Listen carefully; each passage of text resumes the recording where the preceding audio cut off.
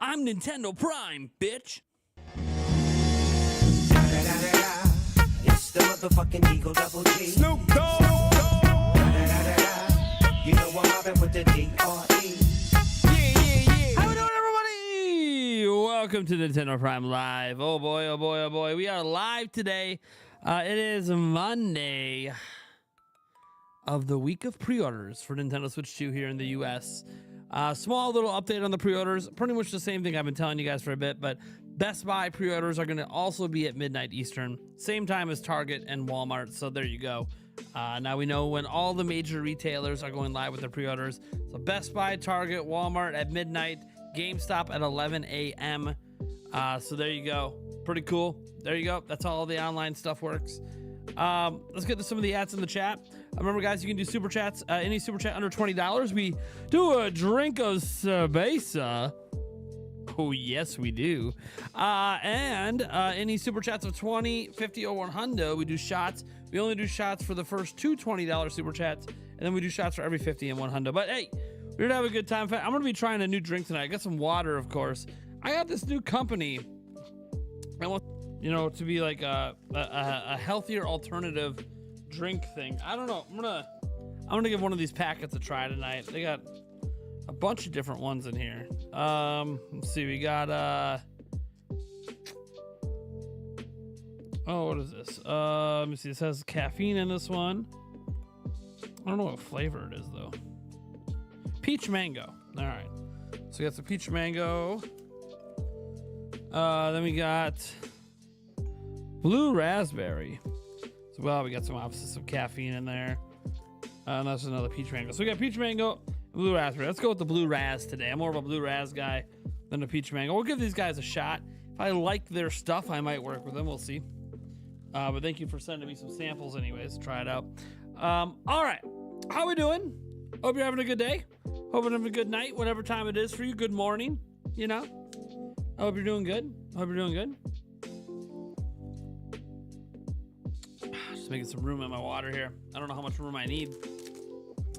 All right. Dylan Banning says, I know you probably don't want to hear this.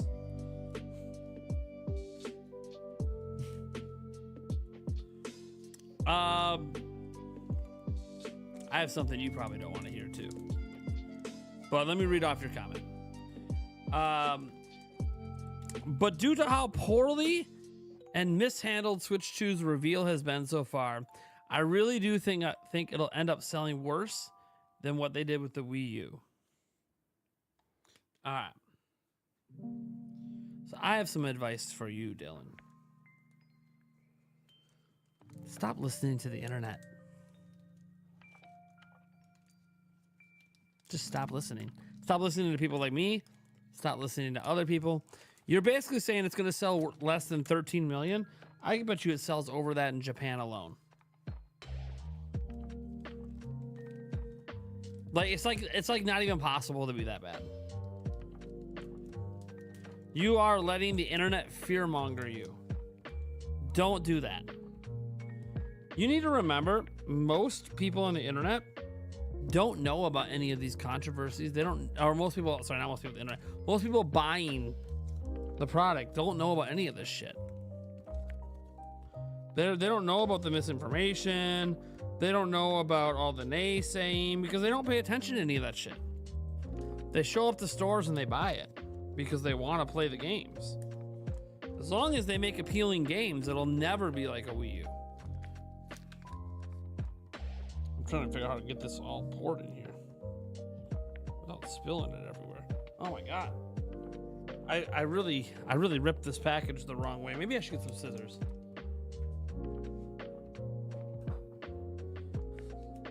Sorry to this company. I totally did not rip that the right way to pour it. My bad. All right, now we'll get her in.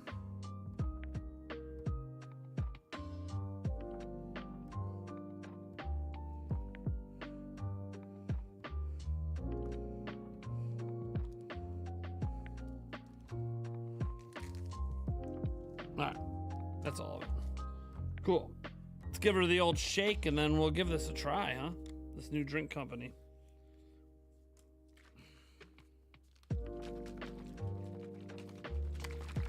Come on, Nate. You got lots of experience. Lots of experience at this. Except this is more like a double-handed, double-fisted. All right. All right. Enough getting my drink ready. Let's get some more ads to the chat.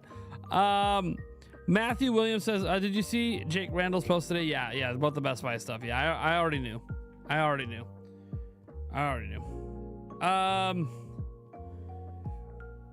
That's a clip and a half right there. See, it didn't feel right with one hand. I had to double fist it. That's what I'm used to. Tall Show. Fire Emblem Engage OST added to the Nintendo Music. Hell yeah. The Tall Show said it again.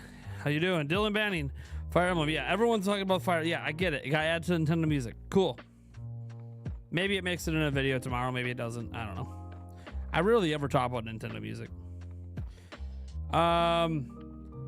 Good evening. Hope you had a good day. Nintendo Switch 2 hype. This is Lion Star. Hell yeah. We got that hype going. You guys wonder why I'm starting the stream standing today. This is just, didn't hit my stand goal for the day. I'm tracking it on my wrist. Should be hitting it during the stream here, so. I don't understand the Wii U comparison. That makes no sense. Wii U barely had any games at launch. Switch 2 has a stacked lineup. At worst, maybe it'll be more like the DS to 3DS. Still good. Even then, that doesn't make sense. The 3DS didn't even have a killer launch game. In fact, the 3DS's killer game didn't come until like 6 months after it launched. So this is not a Wii U situation. There's literally a system seller at launch, another system seller a month later, and probably another one a month after that, and a month after that, and the month after that. They're literally doing nothing but releasing banger after banger in video games. So like, it's nothing like the Wii U. It's nothing like the 3DS. The only thing that people are mad about is pricing. Like, that's it. The pricing is it. The pricing's the big thing the internet's blowing up about. I haven't heard anyone in real life bitch about the pricing, but I've definitely heard a lot of it online. I've heard a lot of it online.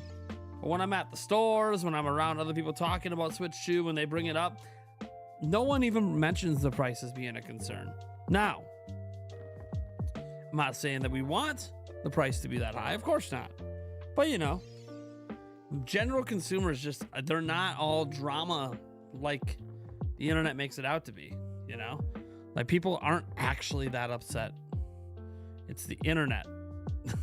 And the internet doesn't represent a majority of the audience. So, Flare Blitz. This will be my first major console release, and I was wondering, it'd be safest to order from Best Buy for in-store pickup, or if delivery is reliable enough. Look, I always like in-store pickup when available, because it usually means you actually get it day one, whereas if you get it shipped to your house, there can be shipping delays and stuff like that. So I always like in-store pickup. I'm doing in-person at GameStop and trying to get in-store at Best Buy, because I got to get multiple pre-orders in. We're doing giveaways and stuff, but I hear you. Yeah. If you can do in-store, I always find that to be a safer choice. Lotus Petals says, Remember when parents freaked about the XS being $200? Holiday 1991? Good times, LOL. Dude, you gotta remember that, like, that was really expensive at the time. Video games, console-wise, have always been a luxury item. I don't know why people think they're not. Video games in general might not be considered a luxury because there's so many free-to-play games you can play on phones and tablets and other, like, really cheap, like even $50 Amazon Fire tablets you can play games. But the reason I bring it up is console gaming, home console gaming especially, has always, my entire life, literally been a luxury item.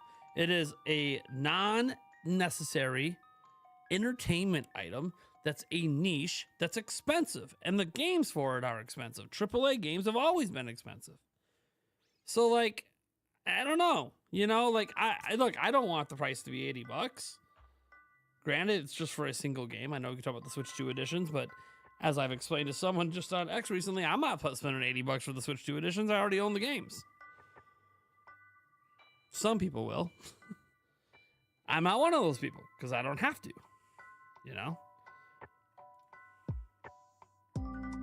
Trevor Greenfield says, Nintendo Prime, I told you on Blue Sky it was 12 a.m. BB, keep up the awesome work, my dude. The hype is real, baby. The hype is real. Yeah, you were the person who told me on Blue Sky. I was trying to get double confirmation before I ran with it. I don't think I ever did until Jake Randall did today. So, you know, that's what happens. I don't have as big of a following over on Blue Sky. So when I ask for, like, you know, double confirmation, nobody ever does it. But obviously right now it's on the actual website. So, but yeah, it looks like your contact or whatever the person you talked to was right. So thank you so much. Cheers, guys.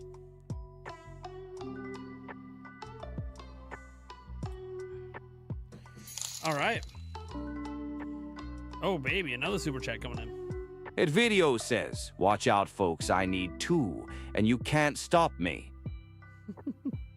You can't stop me. I need to get 2 of these sumbitches. Everybody, get out of my fucking way. Cheers, man. Thanks, ET Videos. Appreciate it. Oh, man. Let's see here. Get some more ats in the chat.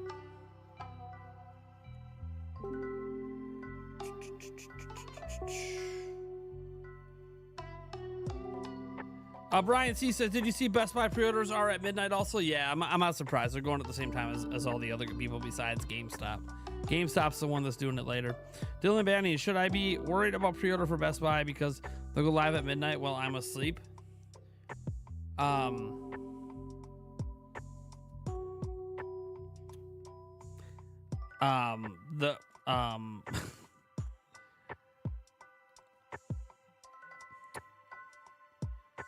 They're not going to be there when you wake up. If you're like, oh, I want to be able to wake up and pre-order, no, they'll be sold out before you wake up. You should be planning to be up at midnight, is what you should be doing. You should be planning to be awake. You know, you should be planning to be awake for that. You can't plan to be there like 6 hours later and hope they're still in stock. That's not going to happen. Now, if you want to try your luck with GameStop at 11 a.m., they're obviously going at a different time. So you can try your luck with that.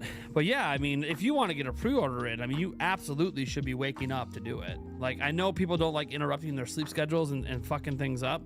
But, like, if you're trying to get this day one, like, I mean, this is what you got to do. You better be up, you know? So Ricky G comes in here. No, they won't be sold out. No one's buying overpriced PS4, little bro. The funny thing is I don't have a brother, so calling me little bro is very, very fascinating to me, considering that I am the only brother in my family because I have a sister. There's no one above me, no one older than me, no one younger than me. That being said, it literally sold out everywhere else. So thinking it's not going to sell out in Nintendo's #1 sales territory is just kind of asinine. Don't listen to anyone who says, oh, it's not going to be sold out. It'll still be there, you know, days later. I'm telling you, no, it won't be. No, it won't be. I'm telling you right now, it's going to be sold out. The Wii U sold out. I want to Warren Ballman's DC channel says, my theory, worst case scenario, 40% to 50% drop off from the Switch 1 in sales. So total sales around 70-ish million to 80-ish million. I don't think there's any chance it sells less than 100 million. Now, I don't think it's going to get to like 150, and I don't know how much more over 100 million it goes. But I think it's still going to be just fine. I think people are overstating how much the pricing is really going to end up hurting things. Because look, bottom line is they're still at the price point where people were still willing to buy things like PlayStation 5. And they still have IP people want to play, along with movies and theme parks going on. Like Nintendo's creating demand by just having a lot going on and releasing quality products. So as long as they bring out quality goods, people are going to show up. And you might go, well, yeah, maybe less people. Yeah, probably less people than Switch because it's more expensive.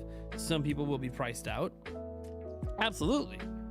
I think that's, you know, maybe, you know, 30 million people or so, which is nothing to scoff at. But as I keep pointing out, a majority of people that own Switch, according to Nintendo's own metrics, are adults with jobs.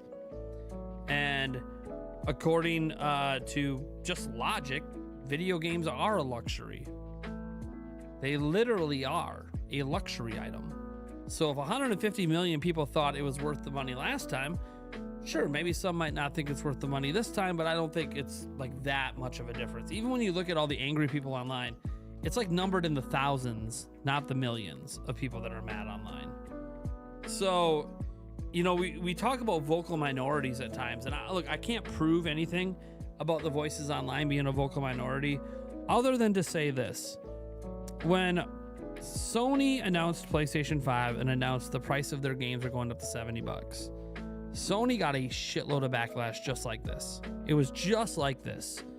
They're a bunch of shills, greedy, but they were fucking reaming Sony. Sony was getting it up the fucking ass from the fan base. Just everywhere you went online, people were shitting on Sony over $70 games. PlayStation 5 is on pace to sell over 100 million units and over 1 billion games, again, like every other PlayStation. Sometimes we have to realize is all this yelling online is such a minute part of like the actual people who buy a system. It's so small that I think people are overestimating the impact because they think the internet audience is bigger than it actually is on the platform. Let me tell you something, guys, right now. How many NSO subscribers are there? Right? Like 35 million or so, right? For Nintendo. 150 million people are playing Switch. Well, 127 million active people or whatever are playing Switch, right? According to Nintendo. That means only like 35 mil are online paying attention to shit.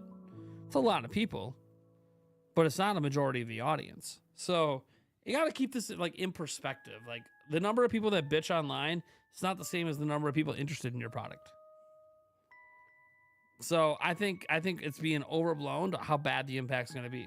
I'm not saying don't stand on principle and don't boycott the system. Do what you need to do.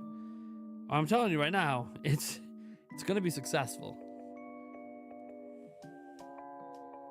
Fox McDraw says, love your videos. Do you have any tips for pre-orders in person at stores?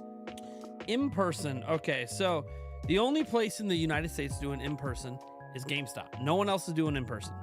So the only tip is on the 23rd, call your local GameStop or whichever one you're trying to go to, because some places you have options for different GameStops.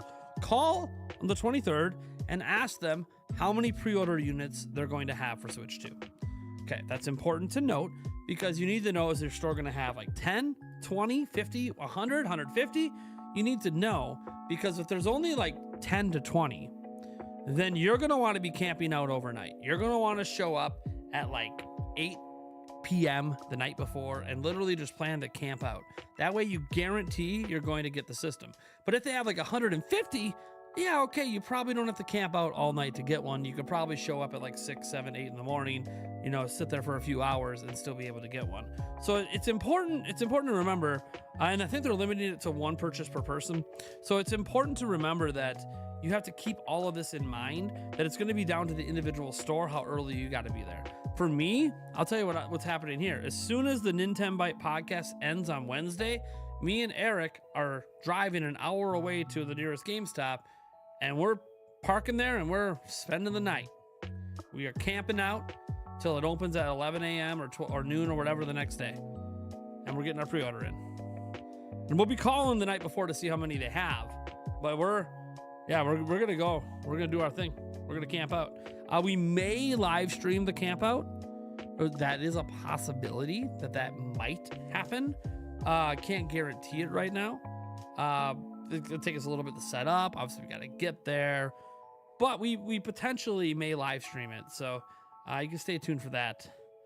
The problem this time is I don't have 2 cell phones like I did last time. So I'm debating on like, do I bring my laptop and tether to it, then hook up a camera and a microphone? You know, I don't know.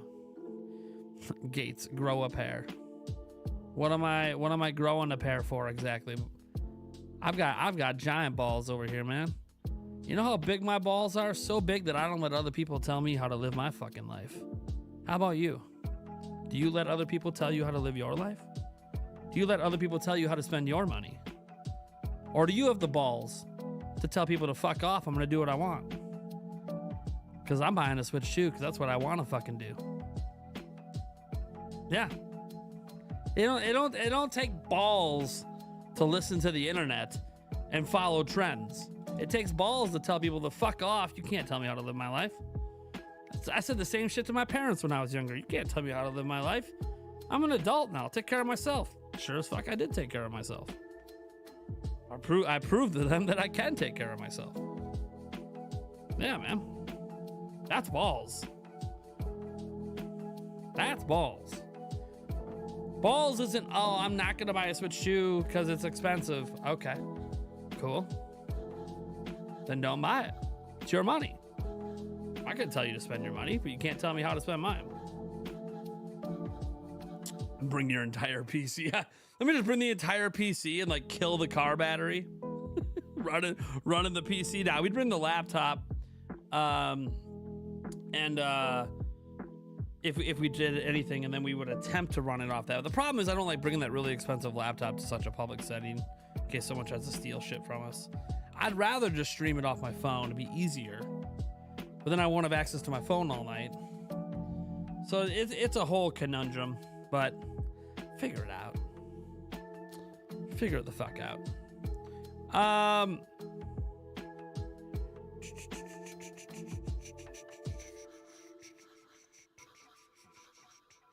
PC Master Race. I mean, I've got a pretty beefy PC. I don't know about you.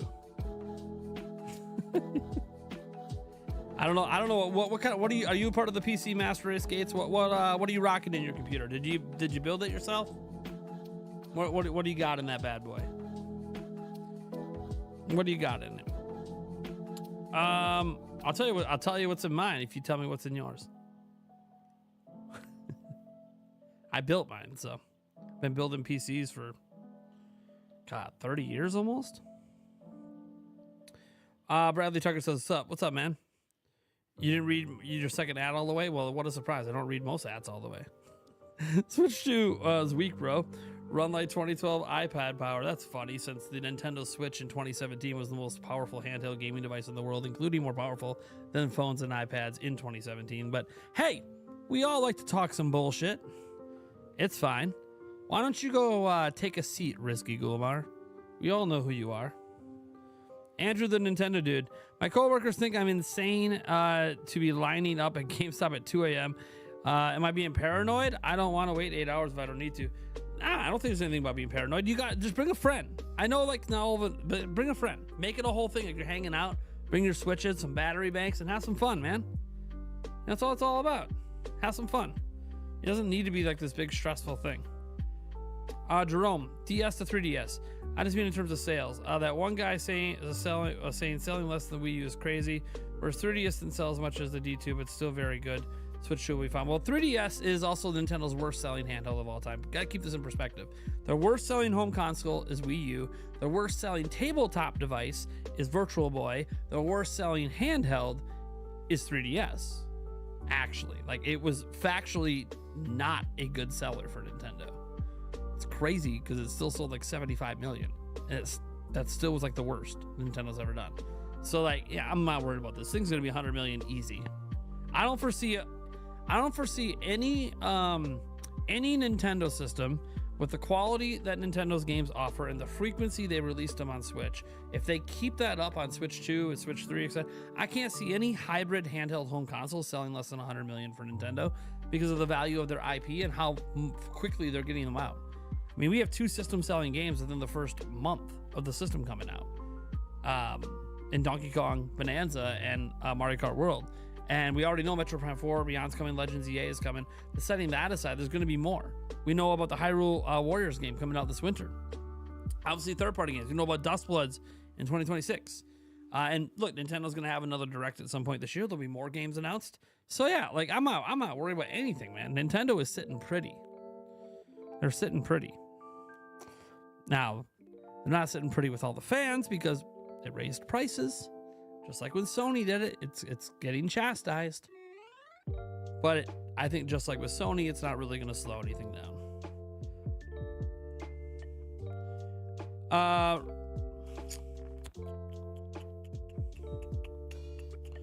Nintendo charges $70 for a game from 2017 with a new tree in it. Well, they didn't add a new tree.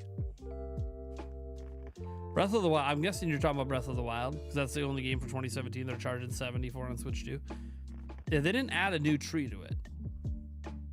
What they did is up the resolution and frame rates, and then they added an entire application to it that adds new story content. The story content mostly applies to Tears of the Kingdom rather than Breath of the Wild. But it adds new abilities, trades, a whole bunch of stuff it adds in. Now, do I like that it's tied to an application? No, I'd rather it be local on the Switch. But, you know, as you say, you know, they scam you and you say thank you. The funny thing is, I'm not spending $70. I already own the fucking game. And guess what? I'm already NSO sub, so I spend nothing. When I buy a Switch 2 and it arrives in my lap on June 5th, I just get to play Breath of the Wild, Tears of the Kingdom with all the upgrades without spending any extra money other than the cost of the system. As soon as I buy the system, I have access to them. I don't have to spend anything else. So they're not scamming me because I personally am not spending anything. It's kind of like when people, what, $80? I'm like, I'm getting the bundle. I ain't spending $80 on Mario Kart. I'm not getting scammed. I'm not spending $80. I'm not spending $70. I get the stuff for free. And then the game for $80, I'm gonna get it for $50. You know, like, you're right. I think it's too expensive. I'm not spending that money. I don't have to. Nintendo gave us options. Options are always good. Now, I will say, I don't use the bundle as an excuse for $80 because the bundle is temporary. But I'm saying right now at launch, it's here. It's not temporary. It's plentiful. That's what I'm gonna go for, is the Mario Kart bundle. And I'll just digitally, and I can even feel more confident, because the one reason I wanted to go physical originally was I wanted to be able to share the game with my kids. Like, if I leave on a trip, maybe I want to leave Mario Kart back with the kids so they can play it. Guess what? They now have digital lending, so now I can just digitally send it to my kids. Not a problem now. Not a problem. Not a problem then.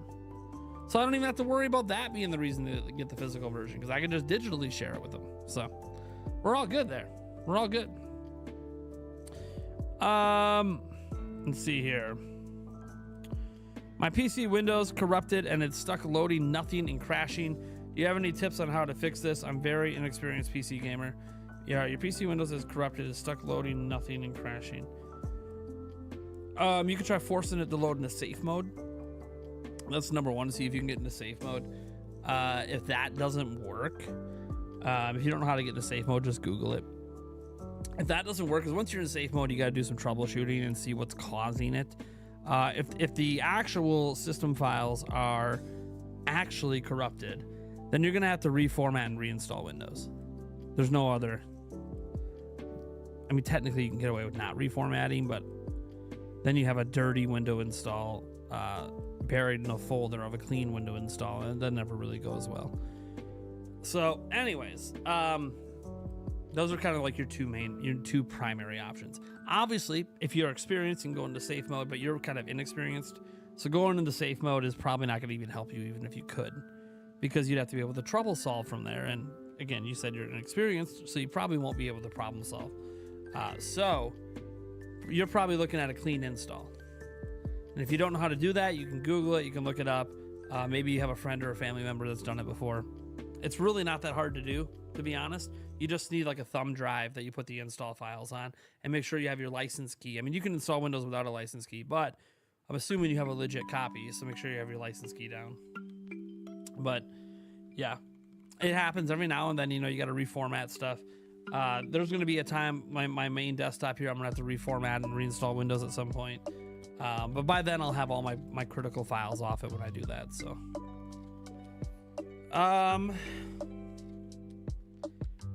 hoping I can make it to the next version of Windows, whenever the hell that comes out, without having any major issues. Ganon 5, okay, I read that one. Ricky G, Sony equals free update. All right, Sony fan.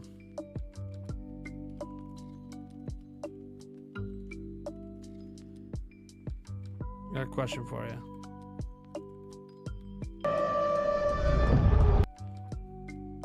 Is this a free update? This was just announced in the last week. Is this a free update?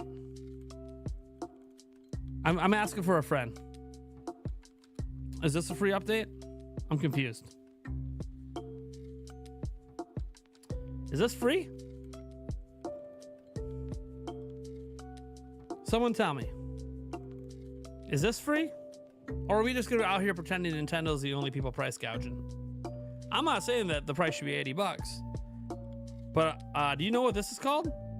You're rebuying something they've already made, right? Right? No new content. There's literally no new content. It's rebuying something that already exists. It's not even a remake or a remaster. It's just literally something that already exists.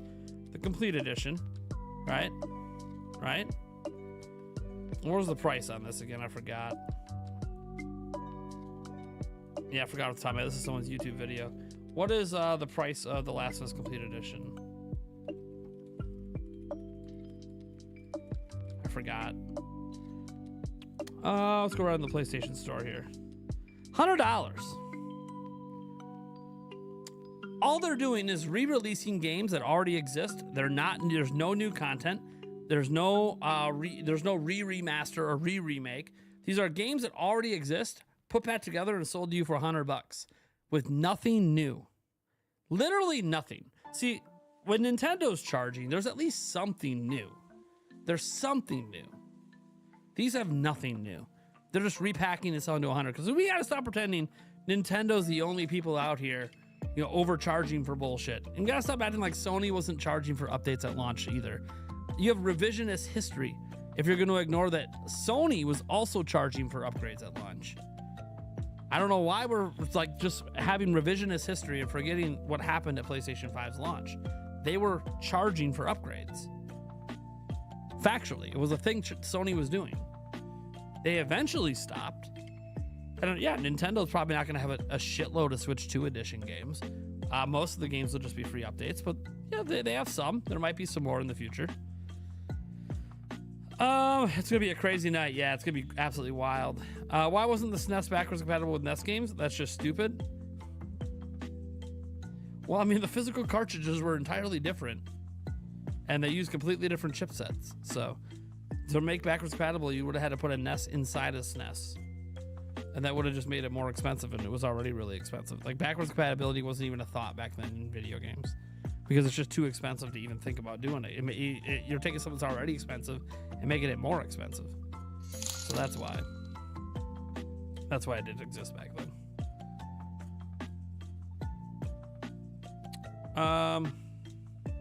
Joe Itaku says, but Nate, The precious letter from Neil Druckmann is so worth it. Yeah, an email that they're printing off is so worth it. Jesus Christ. I can't even if that's the excuse. Cheers. A mass printed copy of a letter. Cool. Let me see here. Might be easier to pick up a Switch 2 at Walmart at 9 a.m. than when I pre-order. I mean, look, obviously going to your local Walmart at opening on launch, they will have units in person. Will that be easier? I have no idea. You know, I don't know how many other people are going to be trying to do that at your local Walmart. Jimzo, I feel like play down with the sickness if I disturb because I've caught a seasonal cold and I've been sick for the last 5 days. I'm so sorry to hear that. See, we're out of that season. We're now fully in the spring. We have our April showers going on. Lots of rain this week. So we're fully ingrained in spring over here. No more snow or anything. Justin Richards says, GameStop is giving $175 in store credit towards Switch 2 pre-order when you trade in your Switch. I was told is Thursday the 24th only.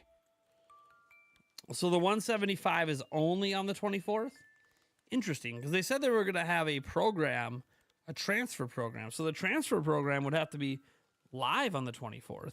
Like they would have to have a way for you to transfer everything off your current Switch to something in their system that they can then transfer onto your Switch 2. Because they said they were going to offer a transfer program. Interesting. Interesting. Do we have music in the thing and I haven't played it? Let me look here. No, that's from 3 days ago. I'll clear that out. Okay. Let's see here. Yeah, Best Buy is also at 12 a.m. Eastern. Yep. Only one sold out. No one's buying. Yeah. Okay, been over that. What do I lose if I trade in my Switch to GameStop without transferring my data? Any game that doesn't support cloud save backups. So your Animal Crossing Island, your Splatoon data, Pokemon, right? Pokemon data as well, right? Pokemon doesn't use cloud save backups. Is that correct, everyone in the audience? I'm pretty sure those are the big three. It's Pokemon, Splatoon, and the Animal Crossing game. I think those are like the big three that don't support cloud saves. So those you would lose if that's something you care about not losing. Those you would need a direct system transfer to save that data. Or a hack Switch where you do manual backups. That's the whole thing, because then you still can't use that on your Switch 2 until Switch 2 gets hacked. So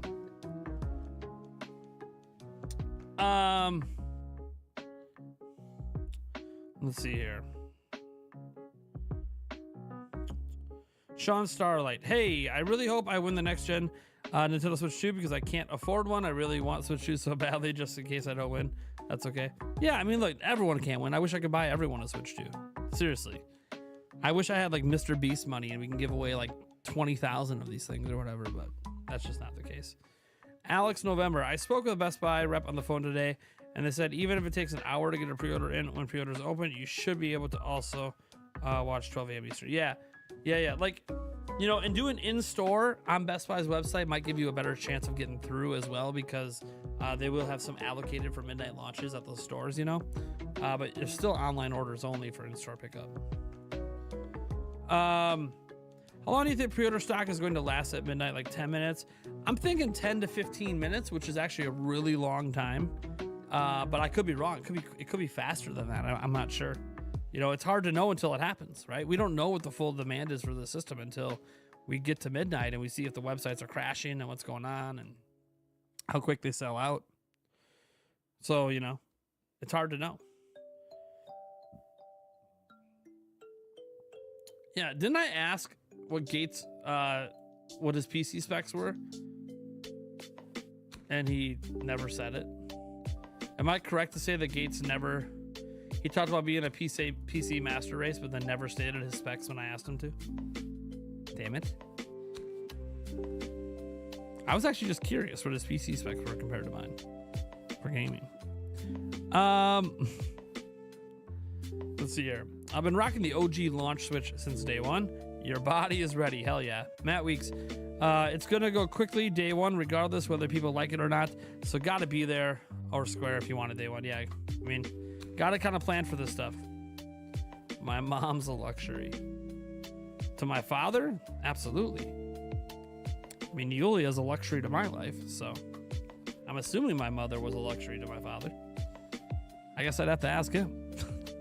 They're still married and still love each other, so as far as I'm aware. Adult bought it for a kid, maybe. Sure. It's always possible.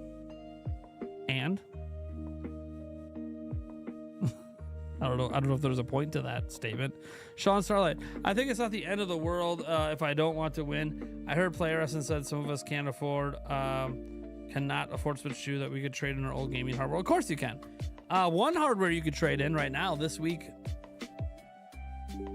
Back behind.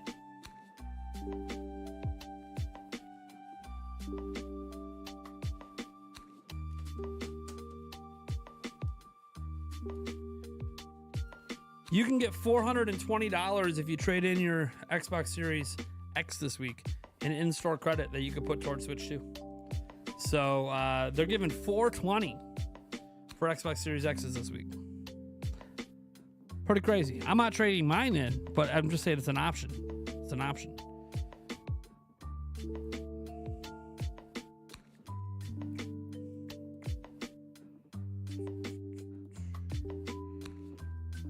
Dylan says, what if the Switch 2 does flop? Does Nintendo have a plan B? It's not going to flop. They don't need a plan B. They probably do have a plan B, but they don't need it. You gotta stop letting the internet get to you, man. I've noticed time and time again, you have let stories and reactions on the internet really, really get to you.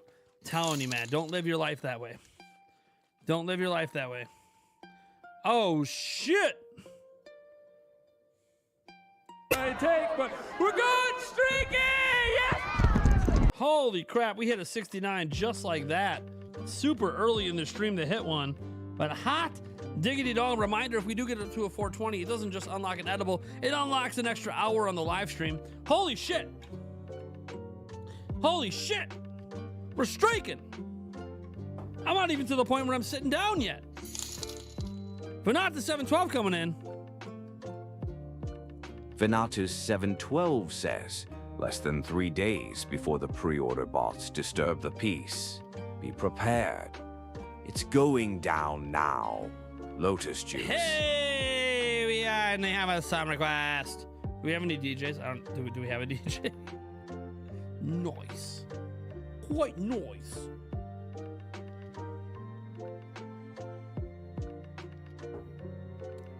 The streak never dies. I'm gonna pour it in this glass, make it easier to chug.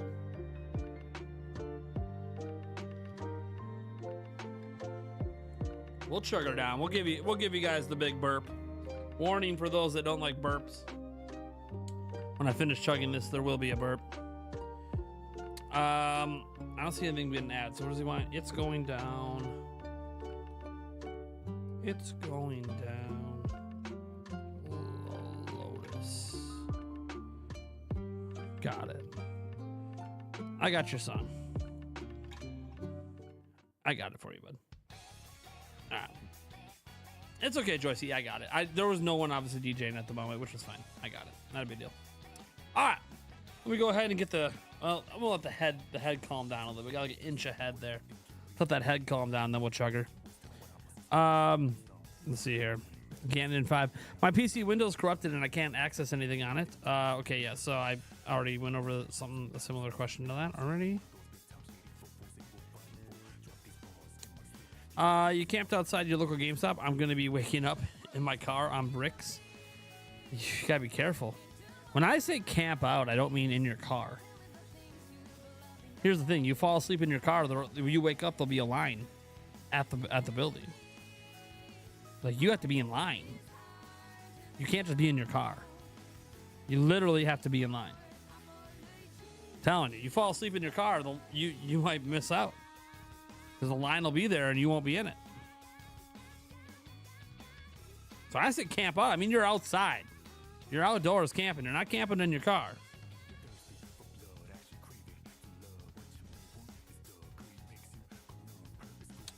Let's see here.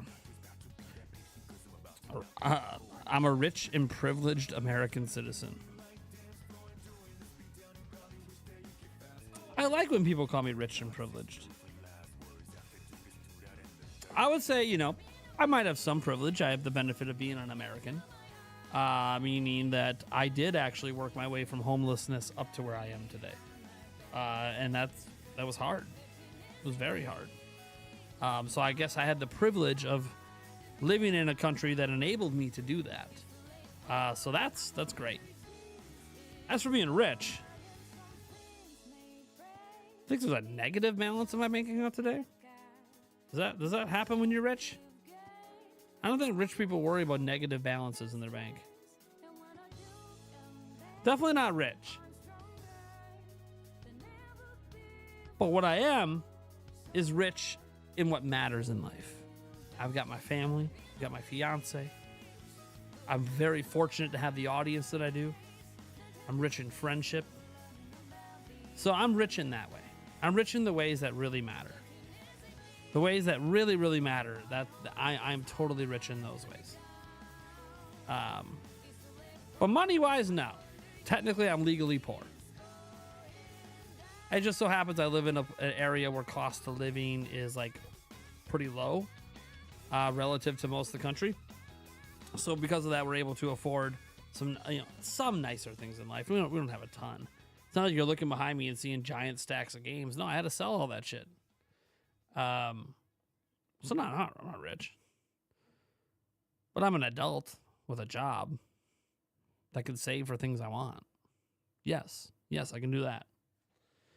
All right. If that makes me rich, then cool.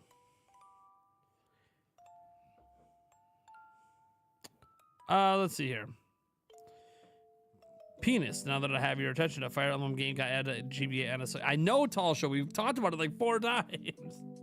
Can you pre-order the accessories on the 24th? I'm being told yes. Accessories and games will all go up on the 24th. So remember, you're not just pre-ordering systems on the 24th. You're not just pre-ordering systems. The games and accessories go up too. I plan to replay Breath of the Wild Tears of the Kingdom on Switch 2. What about you? I'm probably not going to beat them, but I'll boot them up.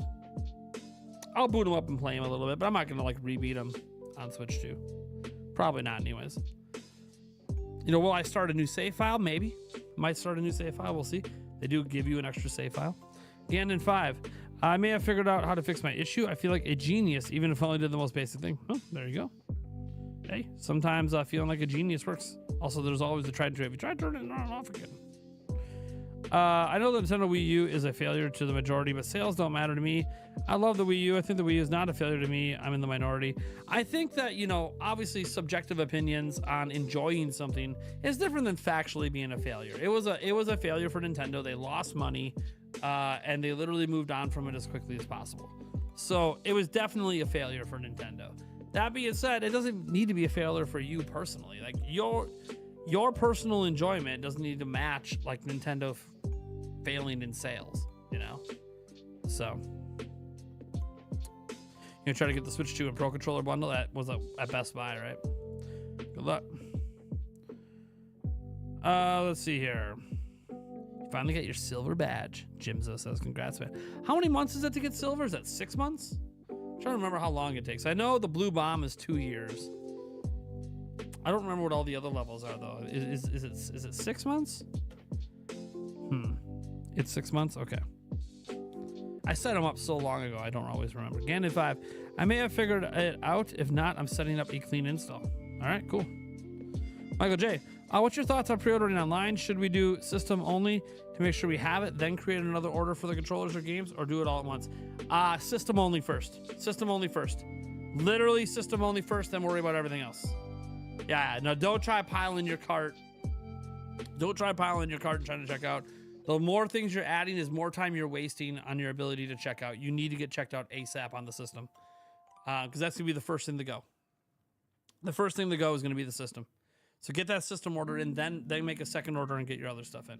Yeah, it's all about speed when you're dealing with this, because this thing could be sold out within minutes. You don't know. So get that system, get checked out, then go back and grab your games and your accessories. That's what you should do. Yeah, lock that system in, then go back for games and accessories.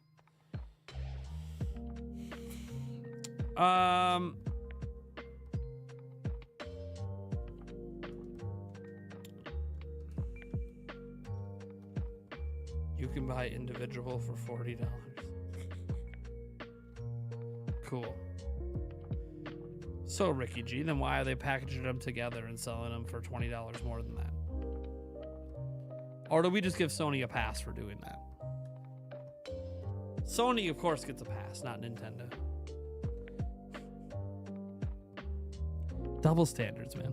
Be consistent. All I ever ask is that you're consistent. Like, if you blasted Activision for 70, you blasted Sony for 70, you should be blasting Nintendo for 80. But if you're gonna blast Nintendo for 80, but then not blast Sony for charging 100 for games they didn't even do anything to, when you can buy them cheaper individually, why are you not blasting Sony for that? That's literally anti-consumer practice, and you're not blasting them for it. You're making an excuse. It's almost like you're playing favoritisms and being a fanboy instead of being consistent in how you blast companies. Now, I didn't blast Sony for $70 games. I said fans should hold them accountable the same way they held Activision accountable. I didn't blast them for 70. I didn't blast Nintendo for 80. I also didn't call out that people need to blast them for 80 because it was already happening, right? At the time I said it about Sony, it hadn't happened yet. It kind of started up, swelling up a few days after it was announced, when people really realized, wow, it really is 70, and they're not going to change that.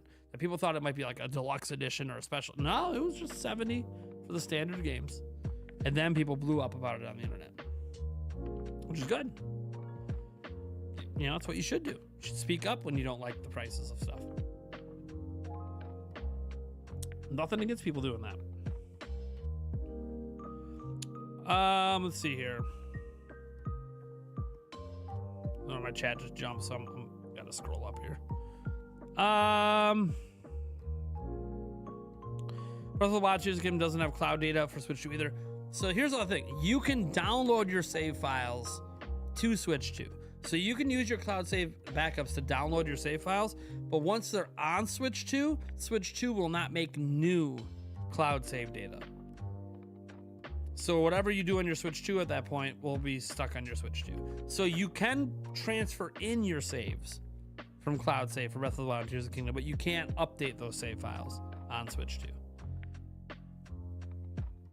I think it's specifically if you have the Switch 2 edition. If you're just playing standard Breath of the Wild Tears of the Kingdom without the Switch 2 edition, like without the upgrade, then you're probably fine. But as soon as you install that upgrade, that's when it's done. You can't update it anymore.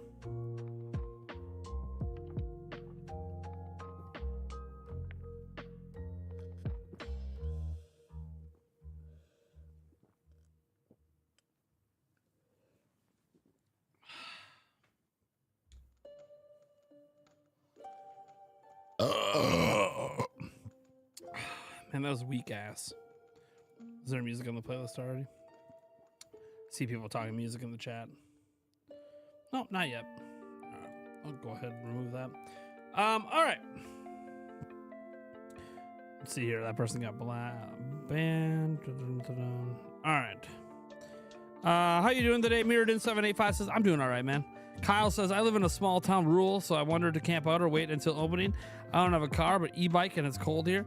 I live in a pretty small town. Now, my GameStop doesn't exist anymore, which is why we have to drive an hour away. But I live in a small town, and when I went there, every single console launch, I still had to camp out because people were camping out too. Like, small towns also get like very few units. Like, you might only have 5 units at your GameStop. So if you're not one of the first 5 people in line, you don't get it. So like, that's the thing you gotta remember is because you live in such a small area, your store probably isn't getting a lot of units. So that also increases the need to have to camp out. Otherwise, you'll show up the next day and won't be able to get it.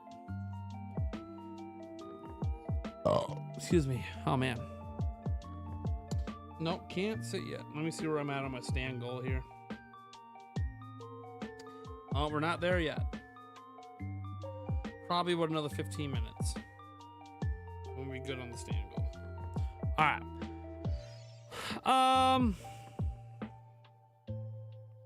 Figured out, hopefully it's currently repaired and restoring. All right, cool.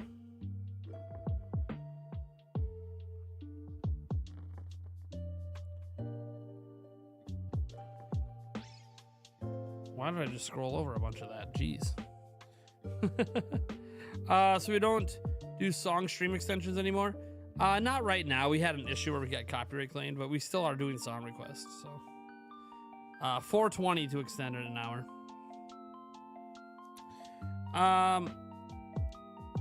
You think we'll be able to connect a Switch 1 version save file, say Breath of the Wild, to Switch 2 version, and then you get certain benefits on the newer game from doing this? Huh? Do you think that we'll be able to connect a Switch 1 version save file of Breath of the Wild to Switch 2, which you can, yes. You can put your Switch 1 save file on Switch 2. There's no benefits. You just get to keep your save file. I'm just trying to understand your question there. What's up, buddy? How you doing today? I like your video today. Well, thanks. I did 2 videos today, actually. Who saw both videos today? I did 2 videos. Be honest. Who in the chat saw both? Because there was 2. There was 2 videos today. One on Mario Kart. One on the rest of the news. I wanted to experiment with Mario Kart on its own. You know how, like, when I did all the Tears of the Kingdom stuff, like, it actually, like, it, you know, a lot of people love the Tears of the Kingdom videos. I was kind of curious to see how a Mario Kart video would do. And, the answer was not very well on my channel. It's like 10 out of 10 for me. So, it's doing fine. It might scratch its way to 10,000 views. We'll see. But my other videos practically already at, it's actually literally already at 10,000 and on its way to probably hit 20,000. So yeah, the Mario Kart one didn't do well on its own. Sadly, I wish it did. I'd like to do more Mario Kart World based videos, but you know, I gotta listen to the algorithm sometimes. Like, some people get really mad about like my vague titles lately. I'm like, well, they're working. What do you want me to do when I don't use the vague titles? Like with Mario Kart, people didn't watch. You know, I could have like tried. I could have used a super vague title on that Mario Kart one, and it probably would have did really well today. But like, it is what it is. You know, I'm playing around to see what's working on YouTube right now. Sugar, I hardly know her. DJ in a bit. You're waiting for your laptop to charge? Yeah, I understand. My laptop's not even plugged in right now. It probably needs to charge. Yeah, it's sitting over there by my other set. Wonder if I can route headphones to the Switch 2 experience. I want to test out the 3D audio. Interesting. Yeah, I don't know if they'll let you do that or not. I really want to trade in your Xbox Series X because I love Series. You don't want to trade it in. And I got some Sonic games like Sonic Frontiers and Sonic Superstars since I'm a huge Sonic fan. Well, don't trade it in. No one's telling you to do it. I was just letting people know that's a trade-in deal they have going on this week. That's what Barney Fife said in the Andy Griffin show. What's up, Ninja Chickens? Rather trade in Nintendo Wii U. Oh, you'd rather trade in a Wii U and Switch 1. Yeah, I mean, that's not going to get you there to pay for the whole thing, but it'll help with the chunk. Whoa, you're halfway there. Whoa, Squidward in a chair. You're funny, Gandon. Dwayne Davis, what's up, buddy? How you doing tonight? I like your video. Thank you so much. Gandon 5, I just pre-ordered the system, and that's it at launch. I don't need accessories till after launch, and I can always buy physical later. Not even planning to get an SD card till later. That's totally fine. My first Switch 2 purchase is already here, baby. There it is. There it is. My 1 terabyte micro SD Express card. My very first Switch 2 purchase arrived today. Got this bad boy. These things are selling out. These things are hot right now. They're hot in the sales. Can't keep them in stock. I've got my 1 terabyte ready to go, baby. Ready to go for day 1. Yeah, I think it keeps selling out like crazy. Yeah, I ordered this like 6 weeks ago. Selling out like mad right now.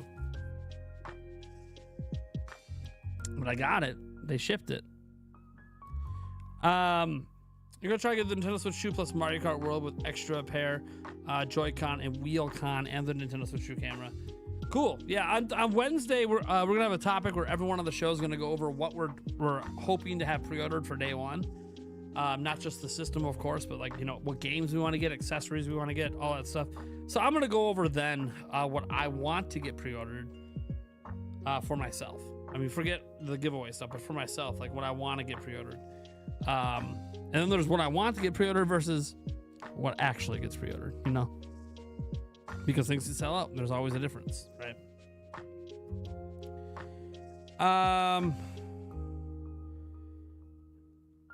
You watched the second. Listening at the gym, nice.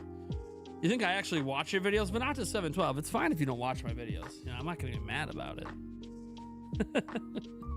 I'm not gonna be mad about it. Like, you don't have, no one has to watch my videos. It's okay. You look me up daily. Nice, Kyle. Thank you so much for that. I appreciate it. Yeah, yesterday was like the only day we didn't have a video. We did do a live stream, but you know, I have there's it was Easter. You know, I was with family all day, so yeah, you gotta sometimes have those days. And it wasn't even off entirely because I still streamed. I love you. Let me hug you. What the hell? I'm good. If I need a hug, I'll go upstairs. My fiance can give it to me. JY Gaming guys. I was gonna get a Series X until Switch 2's release date was confirmed. Now my eyes are set on that. I do have a PS5 and Astrobot. It's my favorite game. You platinum both games. Hell yeah, man. Hell yeah, man. Justin Weber, how many Switch 2 restocks do you think there will be after launch? Well, after launch, an unlimited amount. Like, there'll be probably restocks every week, I'm assuming. I'm assuming there'll be weekly restocks.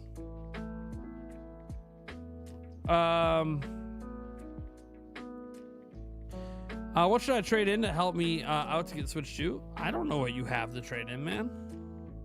I can't tell you what to trade in. I don't know what you have and what you're willing to get rid of. You know, you don't. I want to remind people, you don't have to have a Switch 2 day one. It's okay. Don't let FOMO get to you. You should only buy something when there's enough content on it to justify the purchase. For me, Mario Kart alone is enough. For others, it's not. You need Donkey Kong, you need Zelda, you need something else. You don't have to have it day one. Save up some money. You don't always have to sell everything to buy things. Like, try to save some money for a bit. Maybe you'll be able to purchase one later this year or early next year. You know, you don't have to worry about FOMO with this kind of stuff. If you want to trade things in, that is an option. I'm just saying you don't have to if you really don't want to trade stuff. Then don't. Hold on to it and just save up money for longer. Should you get a Lexar or a SanDisk SD card? I mean, get whatever you want. I'm not here to tell you. I mean, they're both reputable brands. You're not buying accessories? Okay. Hello, good sir. Hello, Charles Trudell. Nintendo favored see the SD card companies right now. Let's just say that. Yeah, happens. The SD Express companies right now are very happy with Nintendo. They are selling out like crazy. At one point, at a major retailer in Japan, it was like 360 something micro SD Express cards were selling every hour per hour.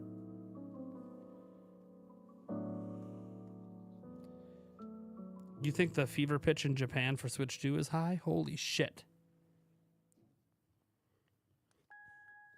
Like, micro SD Express cards are selling out worldwide. It is insane, the demand on micro SD Express cards. That already lets you know if the demand is that high just for expansion storage, what do you think it is for the actual system? You know? Because not everyone's going to buy a micro SD Express card for launch, right? So people are already planning to do that. So, I mean, demand's just massive. You want 15 to 30 minute internal game capture. I don't think they'll do that. But who knows? You think I actually watch your vids? Nah, you don't watch shit. Let's see here.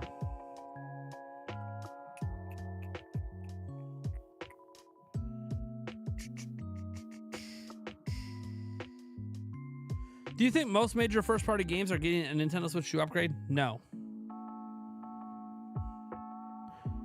Nope.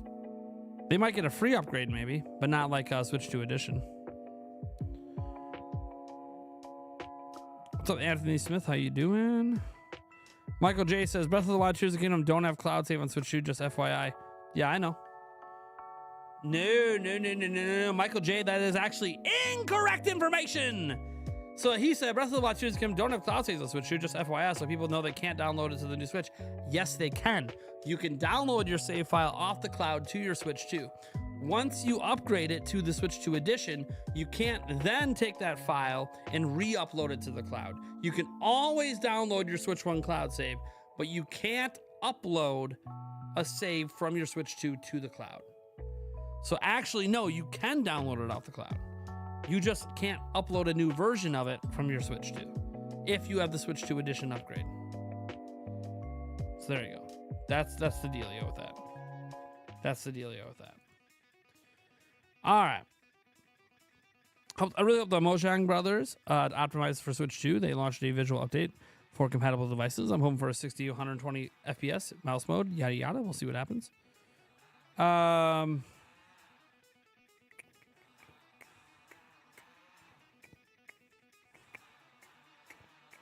want to let you know that I'm not getting Nintendo Switch 2 at launch at all. I'm waiting to maybe late 2025. I fear that the Switch 2 price will go to 600 or 700 in the future. I don't think you got to worry about that because the Switch 2s do not come from China.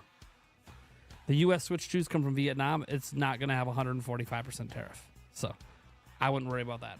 Could the price go up? Maybe. Will it? Probably not. Probably not this year. Fortnite on Switch 2 supports 4K 60 and 1080 120.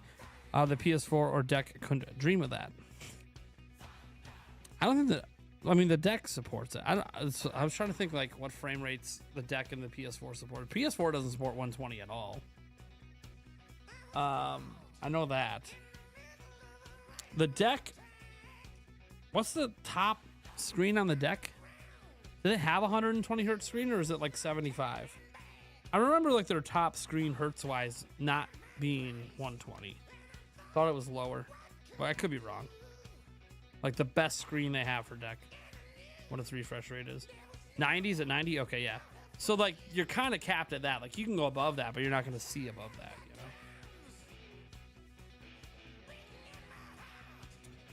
you know? You're misunderstanding. That's all right, Michael J. We're good. Yeah, there's lots of misunderstandings right now with Switch 2, which it's understandable. There's like, you know, a lot of it's on Nintendo to explain things better. But also, there's a lot to explain. And I think this is something I forgot, like when you start a new generation, like how much there actually is to explain. Because, you know, we don't get new generations all the time. The last Nintendo one was in 2017, and it was a complete reset. Nothing was backwards compatible. It was a total reset. The account system changed. Well, things aren't being reset. And so there's so much to explain right now. It's insane. I don't envy Nintendo. And stand goal achieved. We're good. All right.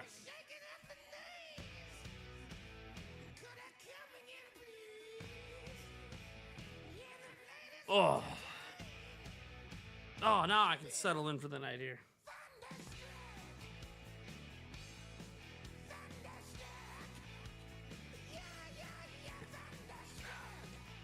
All right. Ugh.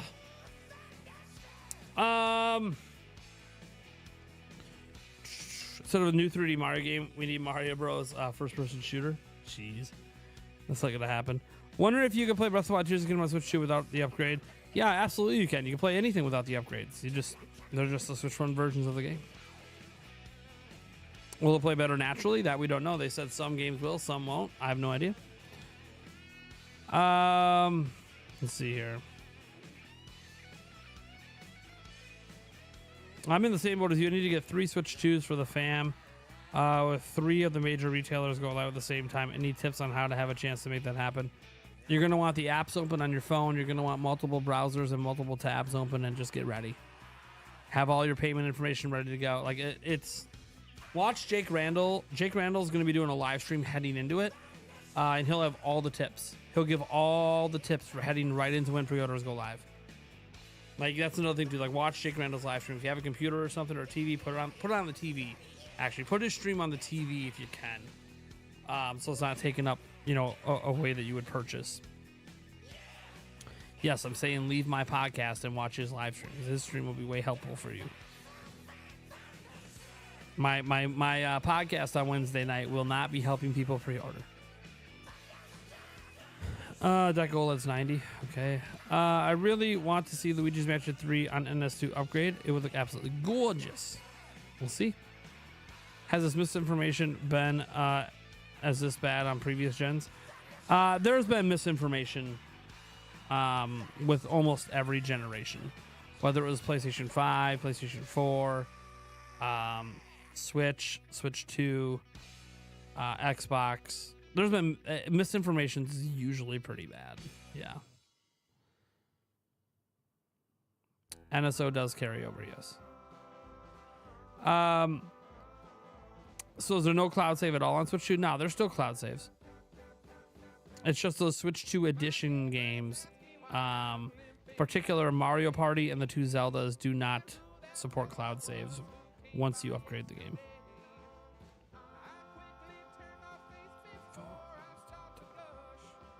Frankly, there is nothing I can say.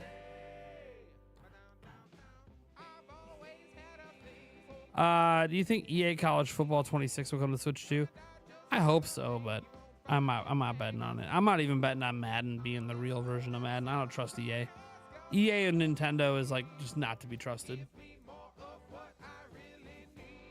They need to prove to me first.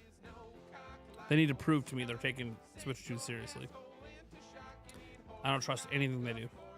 They haven't really supported Nintendo properly since GameCube. So they need to prove it to me. PS5 8K. Cartoon says, PS4 CKK, Shech, Rising Beachy in Night. Oshinons. Okay, I don't know what that was, but dude, when they put 8K on the box, I nearly shit myself. I'm like, come on. You don't really have the horsepower for native 4K, and you're talking 8K. And I don't want to hear it, guys, about that one indie game that's 8K. Congrats to that indie game. They put it on the fucking box. Like, come on. It is not an 8K system. Because you had an indie game come out at 8K. Come on. Most people don't even have 8K TVs anyway, so, but you know what I mean? Like, do you know why the new GameCube Switch 2 Pro Controller isn't on pre-order anywhere? I'll tell you exactly why. You can't buy a GameCube Switch 2 controller without owning a Switch 2 and being an NSO subscriber. Nobody owns a Switch 2 yet. Ergo, no one can buy it. You buy it right on the My Nintendo store. You're not going to have it day one. They're not even going to be selling it.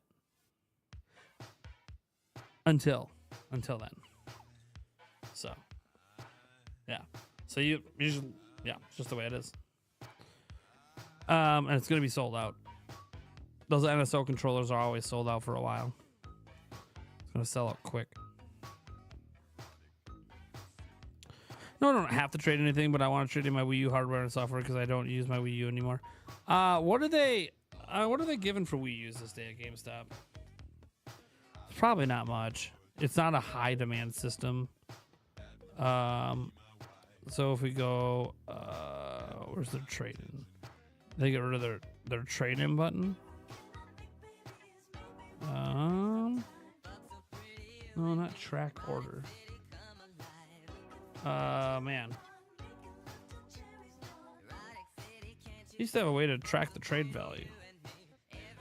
Oh, here we go. I found the section. So if we go to like consoles and we go to, where's Wii U? Do they even have a Wii U listed? Are they even buying Wii U's? Then they might not be buying. Well, they're still buying Wii's for $26. What about a Wii U?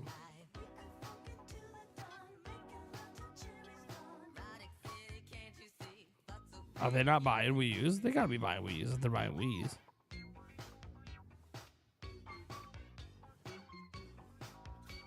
I literally am not seeing the Wii U even listed.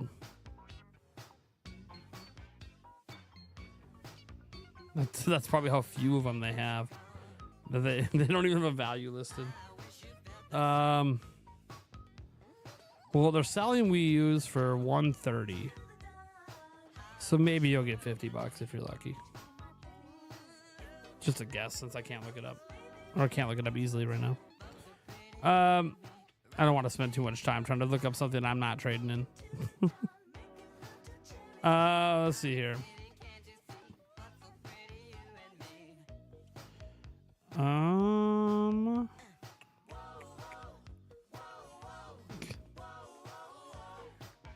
You know, Joycey, I'll hit the button at a quieter time. You know what button we're talking about. I just read your actual thing while telling me to hit play. Okay, let me see where I was in the chat. My chat jumped, so. Okay.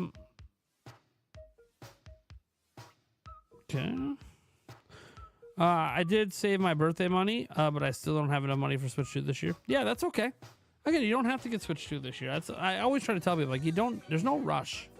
It's okay, you know? Amiibo price hikes are kind of crazy.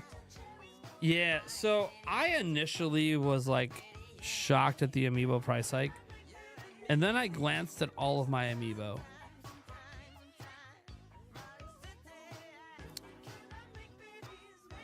Where are Amiibo made, guys? Where are Amiibo made?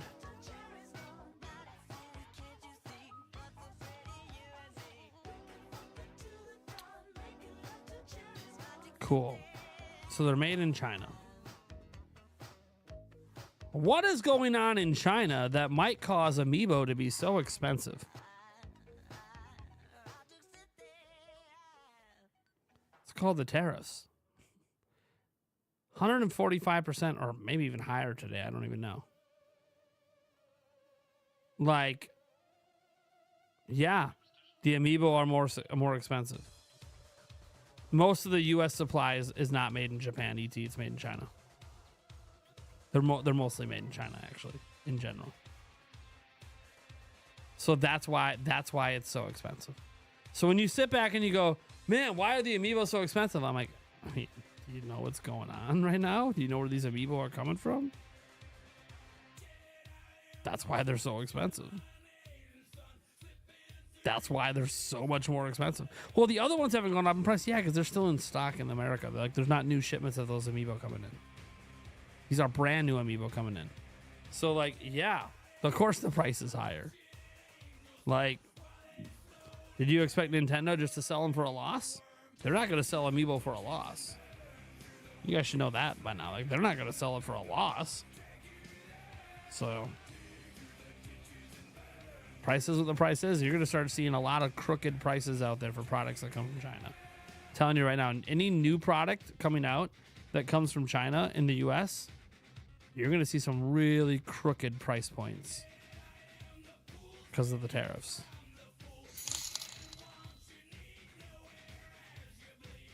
Krakow298 says, Amiibo weren't already expensive. Too much ore. I mean, they were like 15, 16 bucks on average. That's not too bad for a mini collectible. It's not too bad. But now like 40, 30, like, yeah, it's doubling in price because tariffs. Joseph Rowley says, never got an chippy hipster says, rushing to get it at launch. FOMO goes hard this time.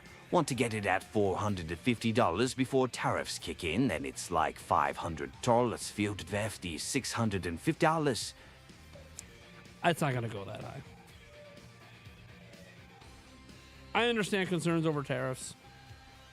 The Switch 2 comes from Vietnam, which does not have even close to the same tariffs as China. So obviously, predicting the future is hard to do. But I don't think 550 or 650 are on the cards. I could see it doing 500. I could see that happening, possibly.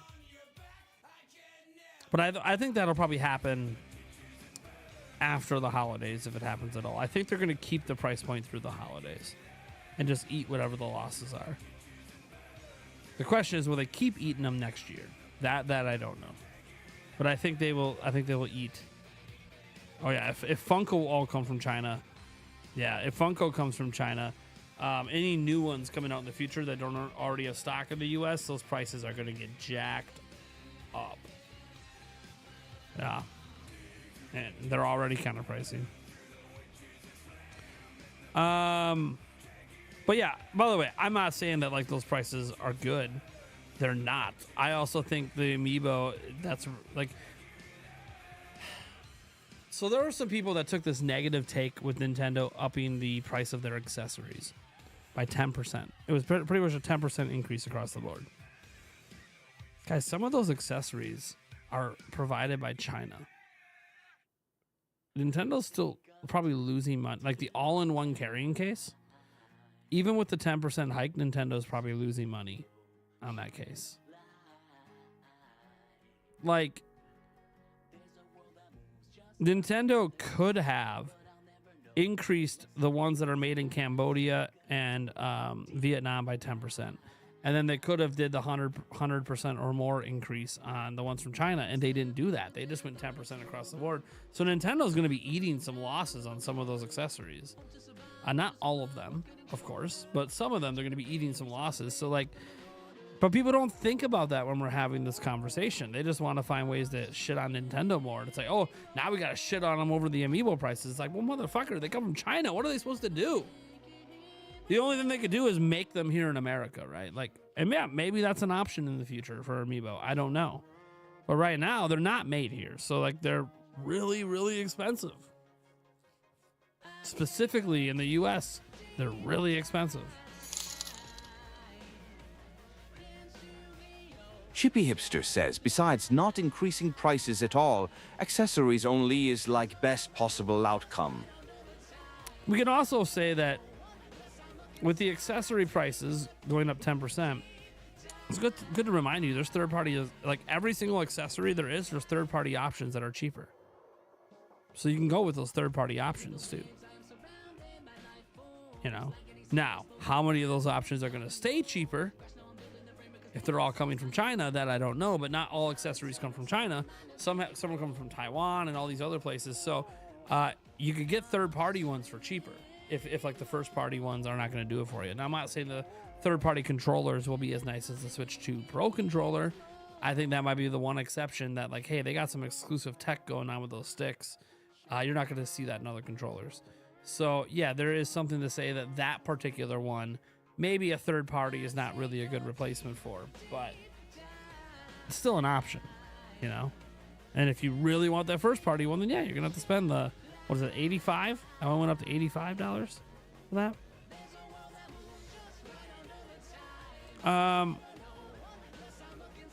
So let's see here. God, why are you bringing up Samus Hunter? Here she comes to wreck the day. And while I'm at it, this one's for Joycey. Good morning, my neighbors! Hey, fuck you! Yes! Yes!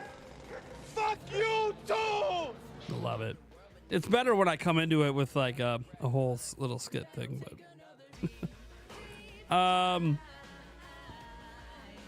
let's see here. Cold K says, I have a PS5, PC, Steam Deck. Which would you get rid of for Switch 2? How often do you use your Steam Deck? Because you have a PC. So PC and Steam Deck, those are your redundant platforms. PC and Steam Deck are your redundant platforms. They're the same thing. So if you don't use your Steam Deck very often, then the Steam Deck's the one to get rid of because you can play all those games on your PC still. Because PC and Steam Deck are redundant platforms.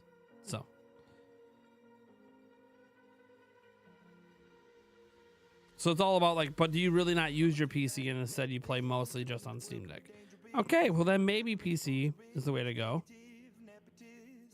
It's harder to sell PC sometimes, but and get a fair price. Then again, some people ask for ridiculous prices for used PCs, and they really shouldn't. Used PCs are such a big risk for the second owner. Again, if I drinking game, whenever someone says tariff, take a shot, applies to normal conversations and news stories too. Here's the thing. I don't pay attention to mainstream news. And until I mentioned it tonight on my live stream, I have not seen that word used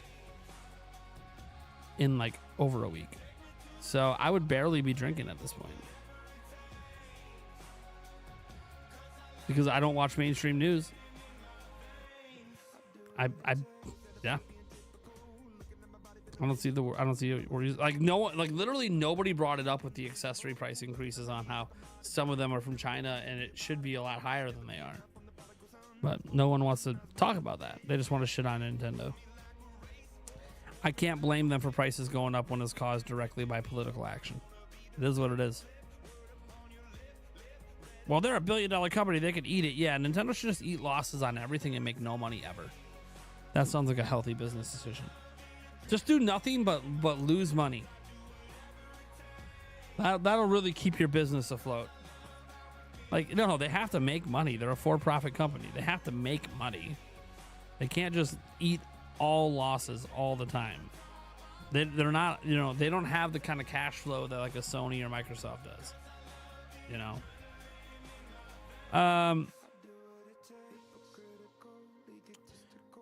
Probably not a great investment to move Amiibo production to here due to higher wages and production costs, and Amiibo is not as popular as before. They also might not need as much manufacturing because of that either. Like if they can get the Amiibo cost down to $20 an Amiibo and still get it made in America, it might be worth it. But there's a lot of logistics involved with all that stuff, so they would have to do the research because they wouldn't want to build a new factory for it. They want to hire someone who can already do it. Because building a new factory, it's more money than Nintendo realistically has. So I'm concerned of that price keep going up for everything in the future because I think it's bad enough the price keeps going up lately, being expensive. I think that's a nightmare. Look, if you live in the United States, reality is prices on everything are going to keep going up. I don't know if and when it's ever going to stop, at least in the foreseeable future. This is just the way the world economy is working right now if you live in the US. Things made in China are going to be more expensive. Things made elsewhere are going to be more expensive too. We're tariffing everyone.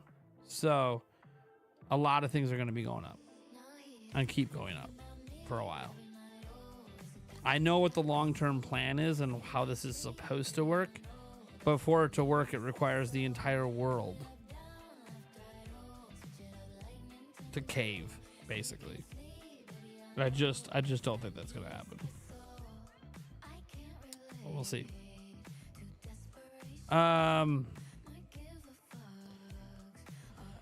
He'll be gone on June 5th. Can I still pre-order from Walmart delivery and have it sent to your house? You absolutely can pre-order online and have it sent to your house. Yep. Obviously, if you're not going to be home, you want to make sure somebody's there to put the package inside or something. Yeah, I mean, I worry about package thieves at that point. Like, you don't want to leave that just sitting on your porch or your front door, your garage, or whatever. You don't want it just sitting there while you're not home. There's been too many packages stolen. You're going to want a neighbor or something to pay attention and get that package inside for you. Ever hear of 8-bit dough? Sure have.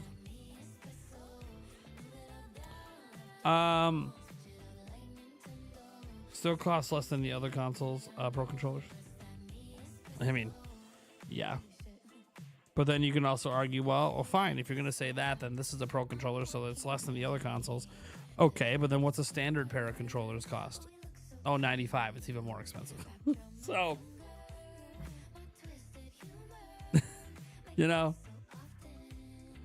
right about the third-party accessories. Definitely want the official Nintendo ones. I don't mind a few extra. See, only the Pro controller is really the only third-party accessory because you can get a webcam from anywhere else. You can get carrying cases and all the other stuff, and it already comes with a pair of obviously Joy-Con that I don't know if I want to replace those or not until I use them. Like I might not want a third-party pair because I really like the original. So we'll see. Justin Richards says, Switch 2 game cartridges are made in China and Vietnam. Not good for physical.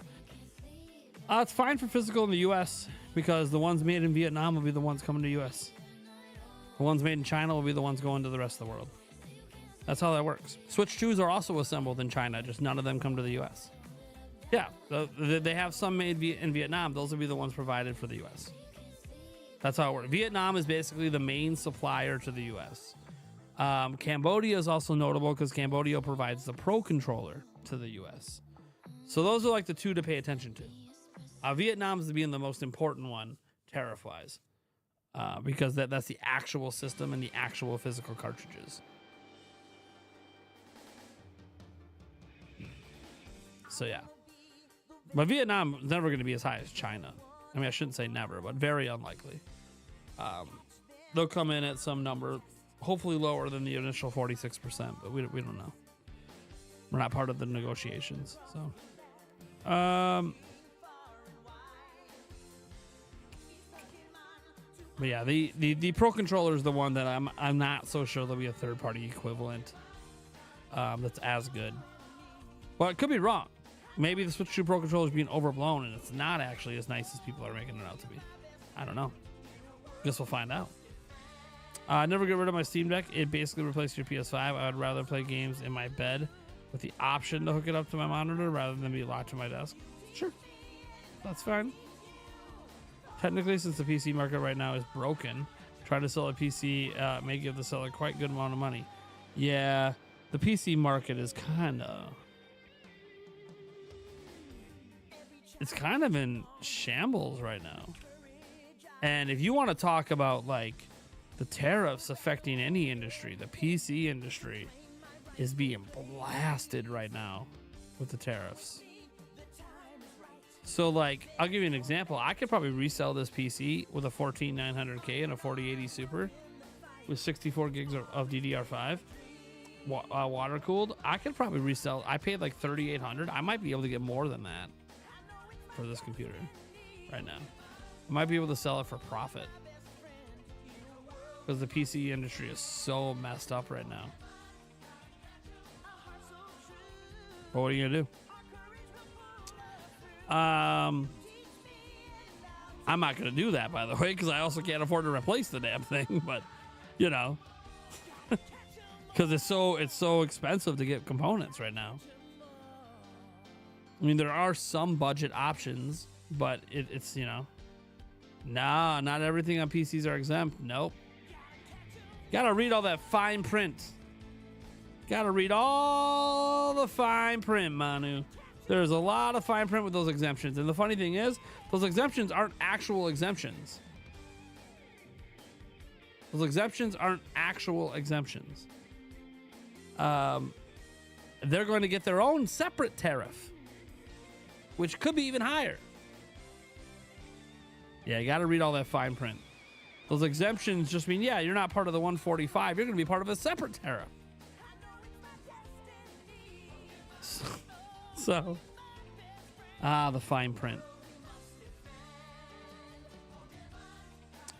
Anyways, maybe the tariffs end up working at long haul. Maybe they don't. I have no idea. I'm not an expert economist.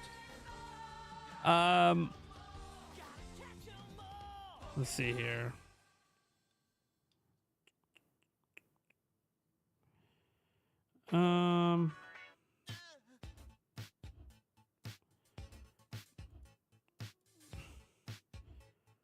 I know most say things will get worse before it gets better. I mean that's true with a lot of things in life, but we'll see what happens. I'm hoping things get better. I have no idea if they will. Like in an ideal world, what the current president and stuff is doing works the way they claim it will. They claim it's going to work and things are going to get better. I would hope that they're right, because you would like to hope that all the price raising and all this stuff isn't going to be for nothing. So you would hope it does work. So I don't want them to fail. They're doing it, so it better work. But a lot of people don't think it's going to work. And if it doesn't work, then that means all of this was for nothing. And that sucks. That's politics. We'll see what happens. Yeah, I know what 8-bit dough is. Bill Trennan can simply make every amiibo inside his garage. That'll save money. Bill Trennan just opens up a mom and pop in his garage. He's 3D printing them. How would you pre-order through Walmart delivery? Just Walmart.com. It's all Walmart.com.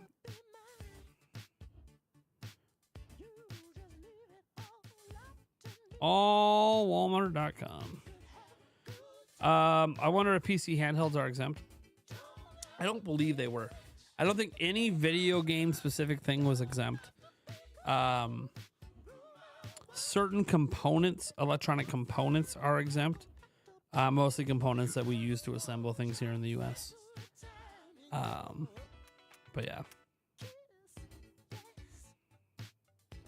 Yeah, PC parts are not part of the 145. They're part of the 250. That's what I'm saying. You got to read that fine ass print, man. That fine print is like, no, it's a completely separate tariff. They're not exempt. They're exempt from one tariff, so they're subject to a different tariff. Yeah. Do you wish the color button theory was real? Obviously, the color button theory was incorrect.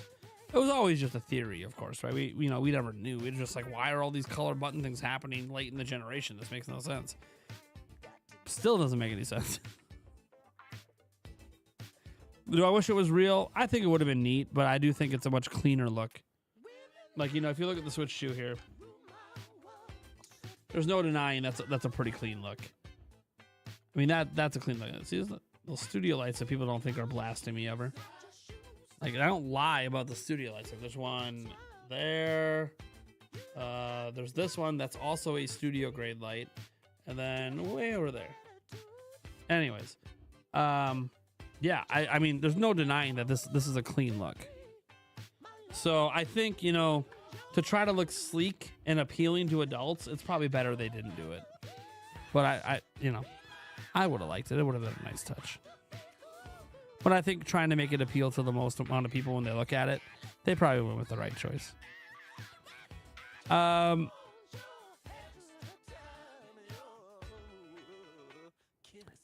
It didn't look so nice,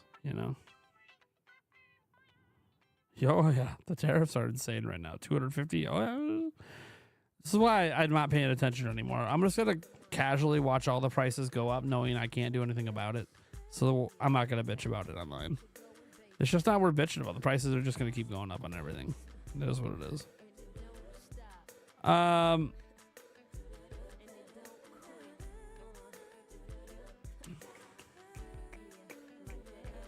Yeah, I know. There was a major forget what company it was. I mean, John brings up Abernick. Yeah, they announced that they are halting handheld shipments. Yep. This is expensive as fuck. That's what it is. Shit's expensive to get here now. Like, all the profit margins are just they're just gone now. There's no profit margins anymore. So you have to massively increase the price. Well, you're going to price yourself out if you do that. So then what do? You can't sell for a loss. You put your company out of business. So it's a rock and a hard place for a lot of these companies right now. Because they can't afford to get them made here. And they also can't afford the tariff. So what do? Corporations like Nintendo, Apple, Microsoft, Sony, they're all going to be okay because they're big enough that they can absorb the hit and be okay. But not every company is big enough to absorb the hit and be okay. In fact, a lot of companies won't survive the hit. So, but Nintendo's not going to go out of business because of the tariffs. They're going to be fine. It's just, at some point, are they going to have to eat a big loss on Switch 2 if the tariff is crazy in Vietnam? Or will things not get crazy and things are fine? Don't know. Also, how well is Nintendo's software selling? If it's still selling like gangbusters, then Nintendo might just be like, well, maybe eat the losses on Switch 2 just to, just mark it off as cost of doing business in the US right now. Because they're going to probably make that up, by the way. Japan's going to sell like crazy. Other countries are going to sell like crazy for Switch 2. They're all being sold for profit there. So it's possible that, Nintendo crunches the numbers. They're like, I think it's more important we keep it at the price it's at in the United States to maintain sales and momentum. Especially if things like PlayStation goes way up in price. If PlayStation 6 has a ridiculous price announced. If the Xbox handheld this year has a ridiculous price announced. It'd be more advantageous for Nintendo to find a way to hold.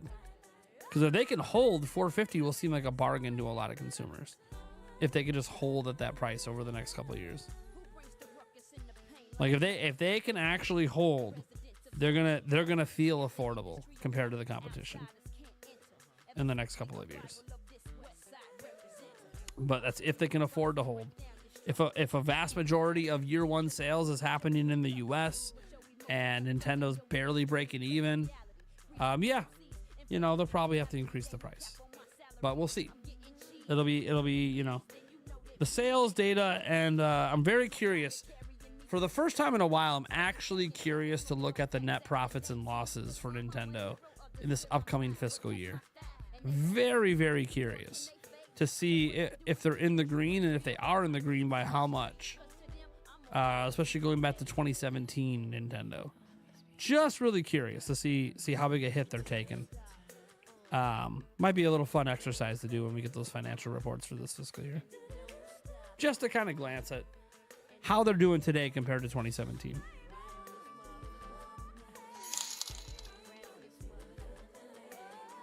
Justin Richards says, will Switch 2 have better picture quality than my SNES hooked to a 27 Panasonic CRT through S-Video?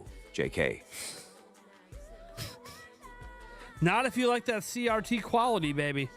You like those instant response times. Nothing beats CRT. You will have better latency with your CRT. It's one advantage CRT will always have. I'll always have that advantage. But in terms of picture quality, no. Obviously picture quality. I know you're joking, Rob. Obviously picture quality has gone way up. Let's see here. Tell worse of 5 of Japan alone. Worse of they let the server open, but we don't get much consoles here for a while. It's going to be interesting because Nintendo's selling that Japanese language exclusive version. I think that's being sold for a loss. The Japanese only. So I think that one's being sold for a loss, but like their goal is to increase local Japan sales, which, you know, would obviously make up for the difference. And I'm also curious how well that is stocked compared to the multi-language version. Like I'm legit curious how Nintendo manages that.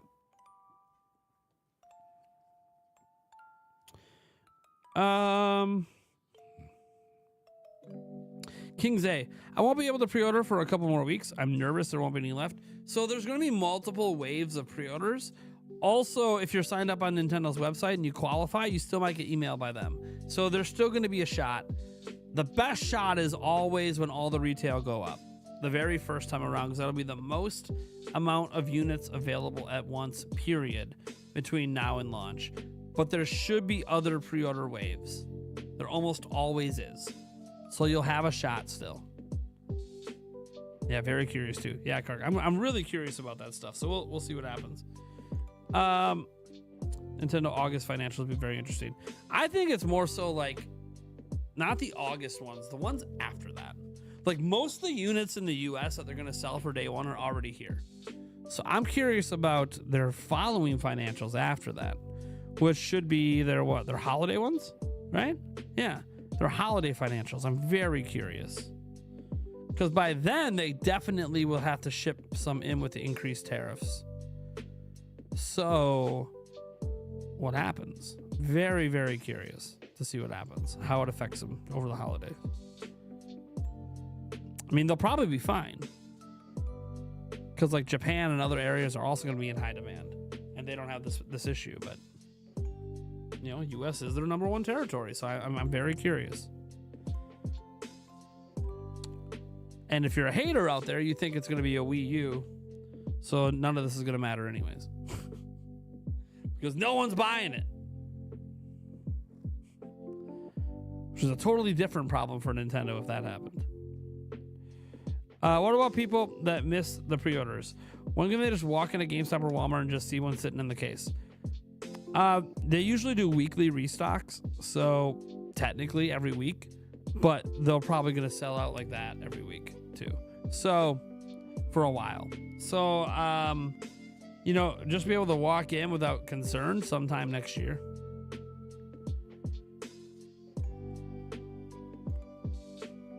That's my prediction, sometime next year. Maybe by like spring next year, maybe. Constantly depends on what else is coming out. You know, we don't even know the whole lineup. Yeah, 10% pushes 450 to 500. I know. That's why I'm saying that, like, you know, if they don't increase the price, then they're going to be eating even more losses. So it's like, okay, if they eat it for the holidays just to keep the price consistent and try to increase the install base, what do their financials actually look like, you know? We'll see. We'll see. Nintendo's not a company that usually eats heavy losses to sell a system. That's usually a Sony strategy. So, very curious, because Nintendo might choose to participate in that strategy to keep their system the most affordable in the US this holiday. So we'll see what happens. Because I have a feeling by this holiday, PlayStation price will probably have to go up. Almost their entire supply comes from China. You know, right now they're like, oh, we have millions. I'm like, yeah, you do, but holiday's not here yet. When you have to ship more. Are you going to increase the price like you're doing everywhere else? Probably. I want to hear a bet for me. There will be more Switch 2 sold in Japan than lifetime sales worldwide of N64. What was the lifetime sales of N64? 30 something, 36 million? Something like that? Damn, that is a bold prediction. I like it. Also, like to live dangerously. Gators bitches better be using jimmies. I also like when people call me out when I make a mistake. It's like, yeah, dude, I fuck up sometimes. It is what it is. Well, pardon me, Mr. Perfect!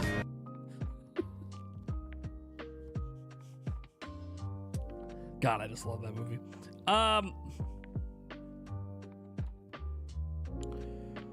Santio says, hey, I just saw your video about VRR. I wanted to say that VRR depends on the screen used. That's why they can't say it'll have VRR on desktop, because that depends on people's TV. Here's the problem, Santio, with that explanation. The same is true for 4K. The same is true for 120. The same is true for HDR. Not all TVs have that shit. So why is VRR being targeted, but all the rest of the stuff is being left alone, even though that's all dependent on your monitor and TV as well? Someone brought up an interesting thing that it could have to do with audio. Like, they support 3D audio. So if you're supporting 3D audio, unless you have like a super expensive system, if you run your Switch 2 through 3D audio, you won't have variable refresh rate. But even then, why couldn't you just make that an asterisk? You know what I mean? Like, most people don't have massive 3D audio setups. So like, you could just make that an asterisk and just be like, hey, if you're using 3D audio, there's a high chance that you won't get the variable refresh rate, because their HDMI pass-through like won't support it or something. Justin Richards says, did you enjoy the Paul Rudd Switch 2 trailer? It made me smile. Nice to see Paul Rudd coming back. You guys all saw that commercial, right? You all saw that commercial. Oh, baby. The moment that plays in the middle of like an NBA playoff game coming up, like my Bucks play tomorrow, dude, I really hope they play that during the Bucks game. They just have that as a commercial. I'm gonna smile so wide if that Paul Rudd commercial plays. Fucking love it. I think it's a minute and a half though, so like, it's not gonna be too many commercial slots that have it, but God, is it good. So good.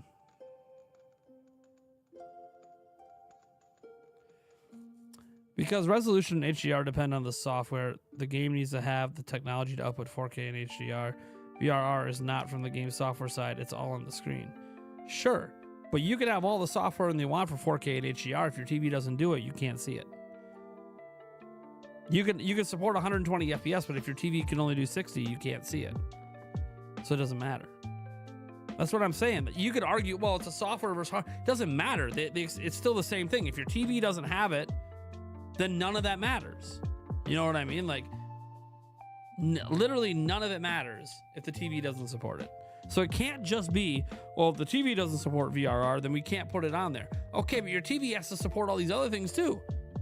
If your TV doesn't support all these other things, then none of that's true in docked mode. So like, I don't think that's the case. And they clarified when you read the website that they already have an asterisk, and they already basically said unsupported TVs. They literally said on supported TVs. So they're already noting that you might not get 4K, you might not get HDR, you might not get 120 FPS because your TV might not support it. So they already have that language in there. So it doesn't make sense that, oh, well, remove VRR, even though we already have the language in there that if your TV supports it. There's something else going on. And I don't know what the something else is. And maybe it just straight up doesn't support VRR in dock mode. I don't know. Maybe it just literally doesn't. Beats the fuck out of me.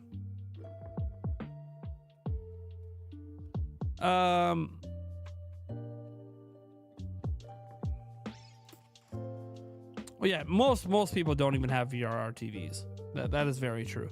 I don't even think the TV behind me has VRR. I'd have to double check.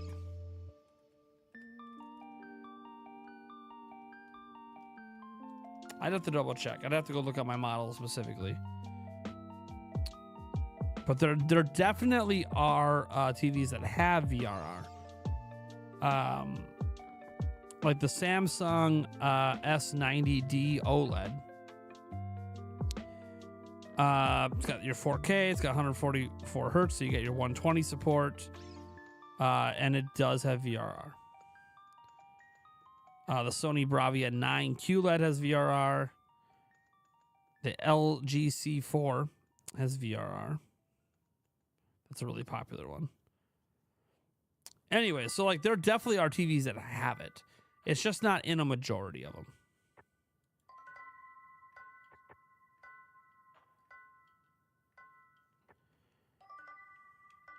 And it's interesting because they said VR. So NVIDIA said VRR is supported on the screen, like your local screen, with G-Sync.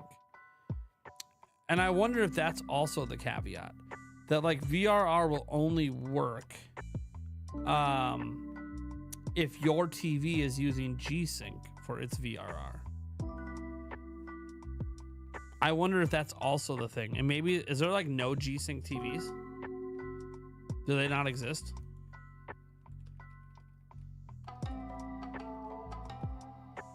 I know G-Sync monitors do, but maybe... Okay, there are some G-Sync TVs. So the LG OLEDs, the B9, C9, and E9 series have G-Sync. But that could be what it is. It could be like the TV has to have G-Sync or VRR doesn't work. Of course, they could just note that in the fine print. They could literally just note that in the fine print. That you need a TV that supports G-Sync. You know? There is definitely not that many TVs that support G-Sync. There's plenty that support VRR, but not the G-Sync version. Is it really just the LGs? Is this an LG behind me?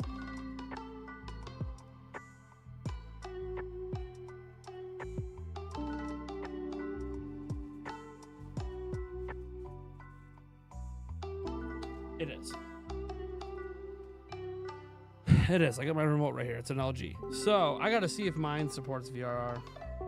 It's not an OLED though, but there are non-OLEDs that support G-Sync as well. I'll have to check out if this one supports it. Knowing my luck, probably not. I don't think I was looking at VRR when I was considering the purchase, because nothing I used really supported VRR. Okay, will you be streaming with Eric at GameStop? Yeah, maybe. I don't know. Nothing's for sure yet. What type of TV would I need for better look for Switch 2 dock mode? There's no such thing as like a need, it's a want. So it's looking like, you know, just based on just a quick Google search for VRR. So you're looking at like the LG OLEDs, the B9, C9, and E9 series. They all have G-Sync support, so that might give you the best bet at VRR. Then you just have to look at them to see which ones have like at least 120 FPS, the HDR. They probably all have HDR. They're OLEDs. They probably all have the HDR stuff. But anyways, those are the only ones that I see that seem to be validated to support G-Sync, which is variable refresh rate for this system. And that's assuming, by the way, I'm making an assumption that that's it. They could literally just not support VRR in any form in dock mode. We don't need, I want to be very clear, there's no such thing as needing a new TV. I'm not buying a new TV. I will check to see if this TV supports G-Sync, but I'm not buying a new TV. Not anytime soon, anyways. Now, Samsung, LG, you want to reach out and sponsor the channel and get me a brand new TV for Switch 2? I won't say no. Nathan at NintendoPrime.net. Hit me up. Redbeard Hand Sausage says, I love the Reggie book in the background. It's a good book. About halfway through it. I'm going to finish it. I think I might bring it with me when I go to PAX East. I might read it on the plane. Why don't you play your Switch? I know, but like I'm always in a lot of pain when I ride on planes. The pressure change affects my joints. So I might just read a book instead of trying to play a game. Because like it even affects my fingers. So I'll probably just read the book. That or watch a movie. You know, if they have good, sometimes there's good movies on the flight. Sometimes you get good movies. Sometimes you get movies that are still in theater on the flight. So, I mean, I might end up just doing that if there's a good movie on there that I haven't seen. But I'll bring the book with too, just in case.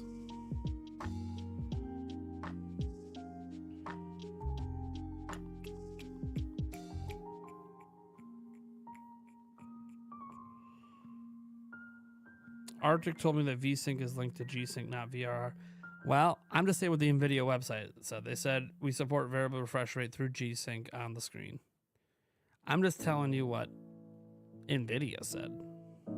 If Arctic has a problem with the way NVIDIA describes things, well, they wouldn't be the only one.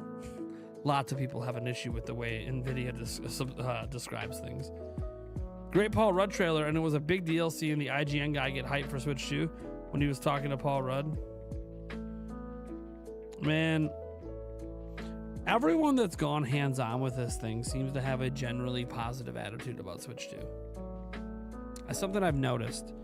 That's why I think like the name of the stream says Nintendo's hoping to win people over for Switch 2 with this. And with this is word of mouth. They just got to get the system out there, and I think they feel like word of mouth is going to sell their system. Because people are going to have it and be happy with it.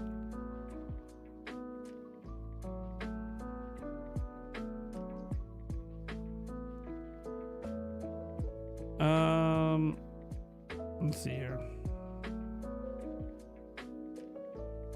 Your LG OLED's 1 year off from the G-Sync models. Ah, oh, geez. What a pain.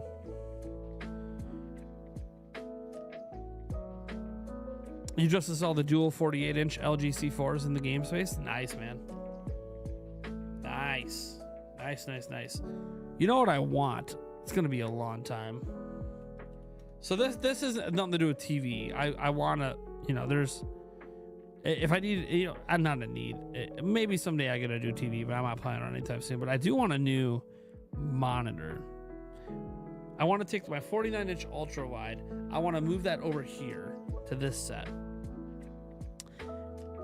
And then I want to run this bad boy on my editing. If I can find it. That's the problem. Can I find it? It's expensive as fuck.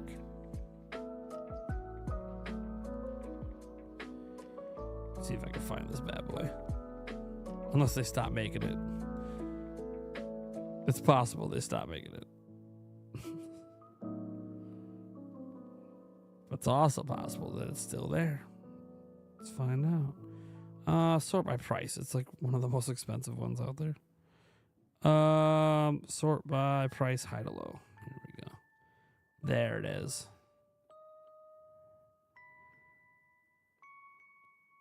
There it is.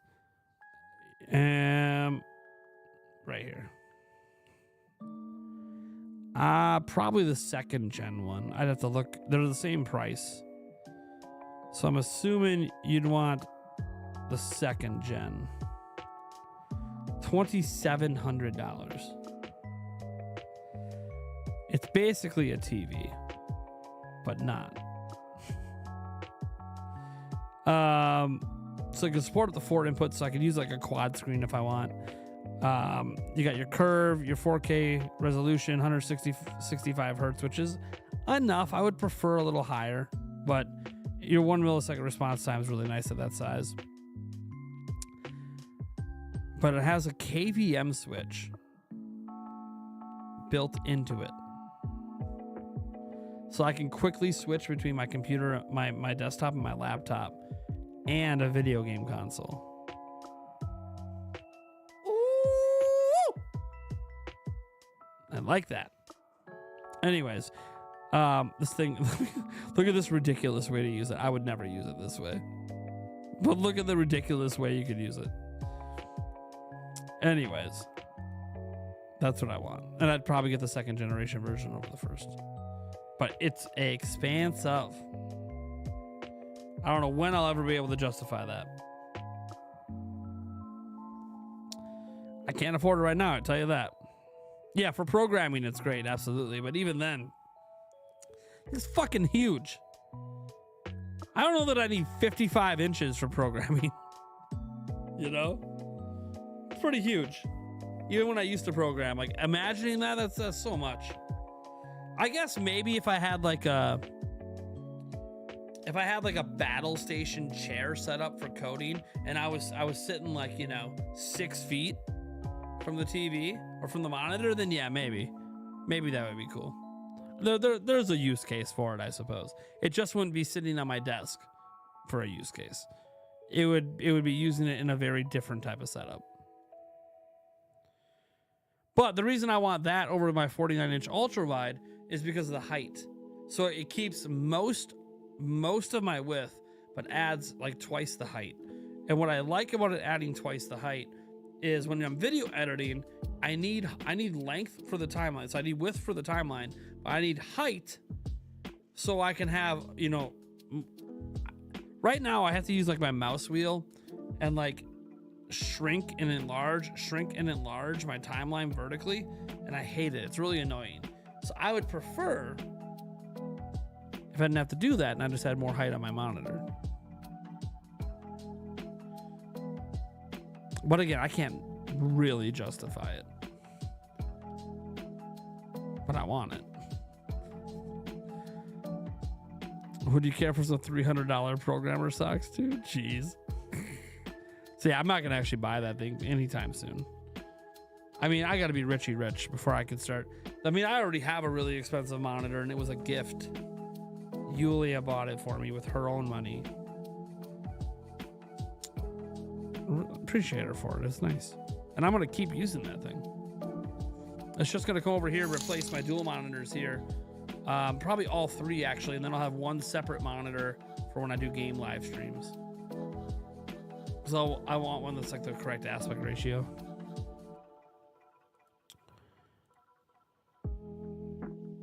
Justin Richards says, I have the Samsung Odyssey G8 OLED connected via DisplayPort to my PC and I'm not happy with it.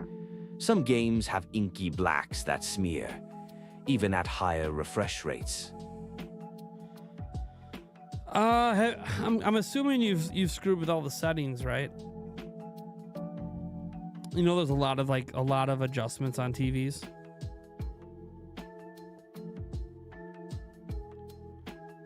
I don't know if you've bothered to mess with all the settings on the TV. I'm sure you have. If you're buying a TV that nice, I'm sure you've looked up like all the best settings and how to run it properly for PC. I've had an issue with PC going to TVs in general my whole life. It's never been a great experience for me, like ever. It's never been as good as a console, and I don't know why. It's just, I don't know. I've just never been able to get any TV to look right with a PC. It's crazy because there are lots of people that use TVs for monitors. But I've always had bad luck with it. And I'm a very tech savvy person. I just can never quite get it to look as great as I do with just a normal monitor. But yeah, there's settings to mess with and stuff.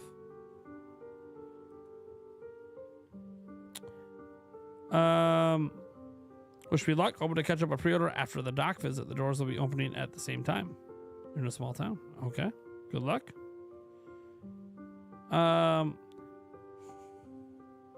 Sean Starlight. Some people don't like Switch 2 handheld portable. Is not OLED disappointed that it's LED HDR, and some are happy. Don't mind switch to LED HDR, but I think OLED's way too expensive. OLED doesn't support all the feature sets at the size they want for a cheap enough screen. The budget doesn't allow for OLED to be an option if you want 120 VRR and HDR.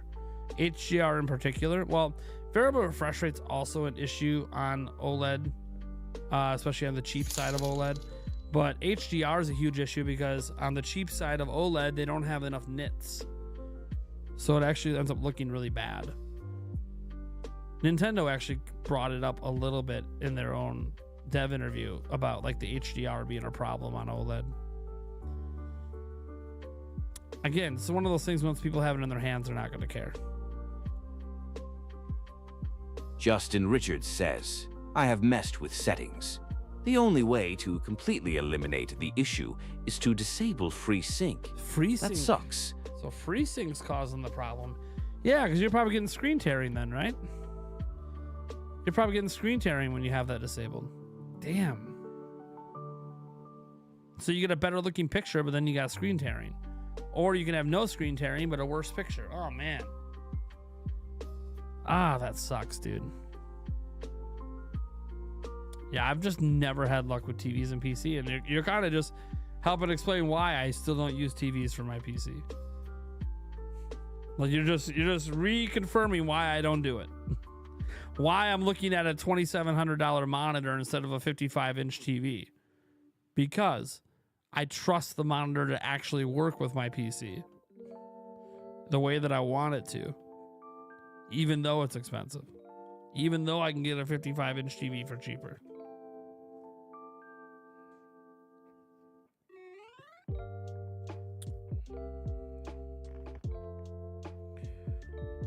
I don't mind that Nintendo Switch handheld mode is LED HDR. Well, it's not LED, it's LCD. It looks like it's probably an edge-lit LCD, which is not the best for HDR, but everyone is saying in person it actually looks pretty good. And it's way the hell better than the Switch 1 screen, like the original one.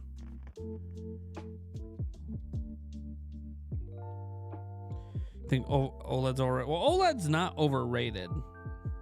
OLED's legit awesome. But it's not everything it's perfect with yet, especially on the cheaper side. And one thing is brightness.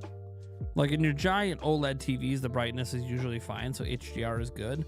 But for some reason on the cheaper ones, they can't seem to get the nits up and keep the cost down. So it's... Yeah, and VRR has had an issue with certain OLED TVs. I don't know how widespread of an issue it is, of course.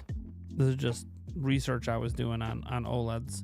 Because I don't have a single OLED TV in my house. This TV behind me is not OLED. Because I thought, like, you know, should I consider an OLED TV purchase in my future? And I just don't know.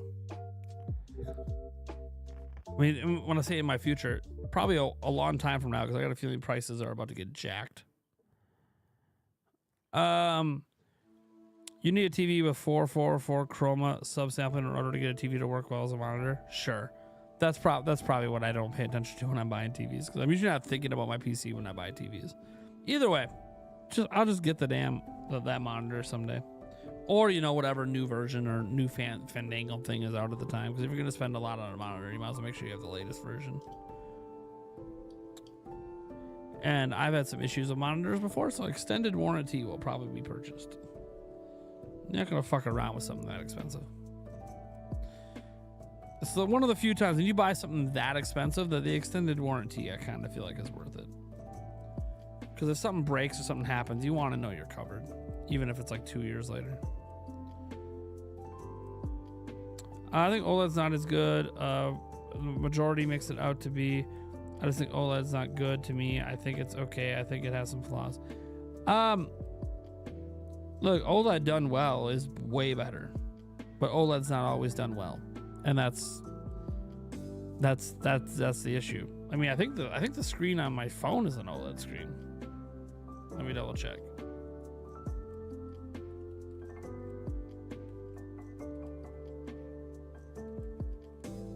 Might not be.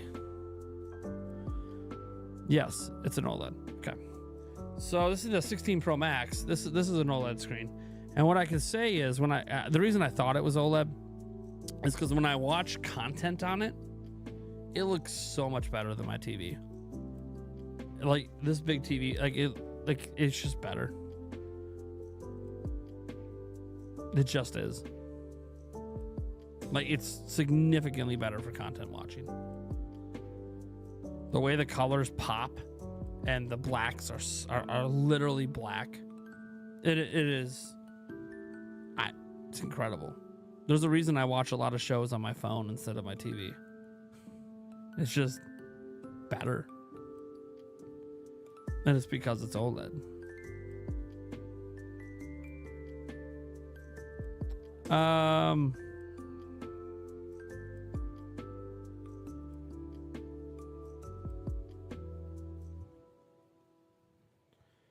Sean Starlight, if you don't think OLED is overrated, that's fine, man. I'll always be overrated to me, but I don't get me wrong. I think OLED's also. I just think OLED's not perfect.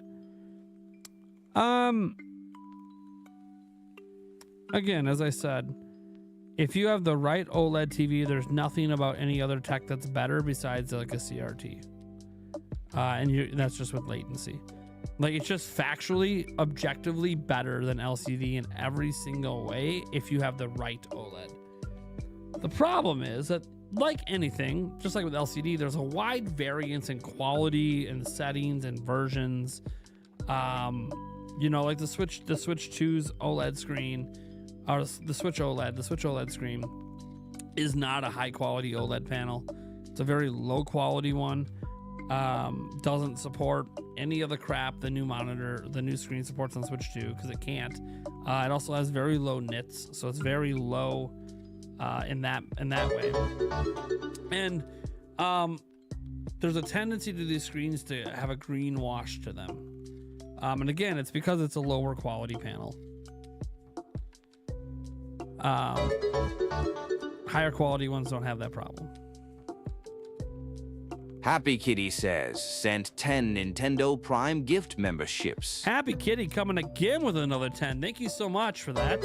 I went to ADP Young, Luca Mengreen, Cat, Quiet Yet Deadly, Ovo J DeBanks, Triangular T77, Echo Jams, Easy E, J Snowy, Matt Hilario. You guys are all new members of the board of directors at Nintendo Prime. Shout out to Happy Kitty. They gave like 10 the other night too. Appreciate you, Happy Kitty. That's a 50 spot, by the way. That's a shot. What are we doing a shot of? I don't know.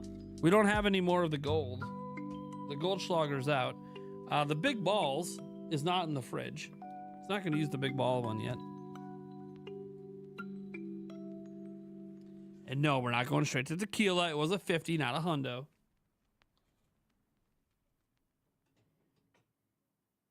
I mean, I do have Midori. This shit's so fucking good. It's infused with Japanese melons. Japanese melon liqueur, baby. This shit's fucking the bomb, man.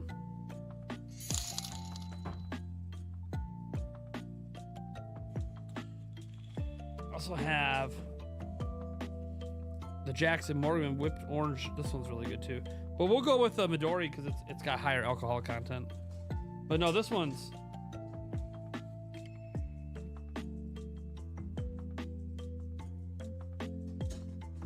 a bunch of wines in here as well. We're not doing a wine for a 50. All right. Yeah, let's do the Midori. It's infused with Japanese melons. That's what it says. I'm just saying. It didn't say what kind of Japanese melons, so use your imagination. Imaginations do apply to Japanese melons. Cartkun says, for Danganronpa fans, the 100 line is out. Hell yeah. I have no idea what it is. I'm not a fan of that.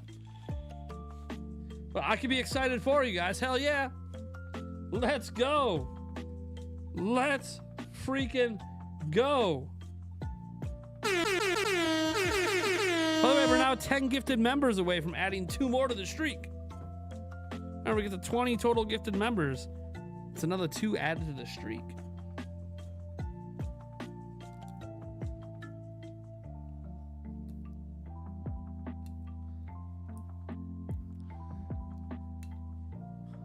Should rip this open with my teeth.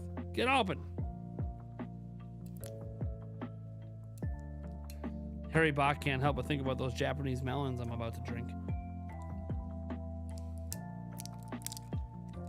I mean, whew, get that plastic out of my mouth. It does say infused with Japanese melons. I'm just saying. It doesn't clarify what kind of melons.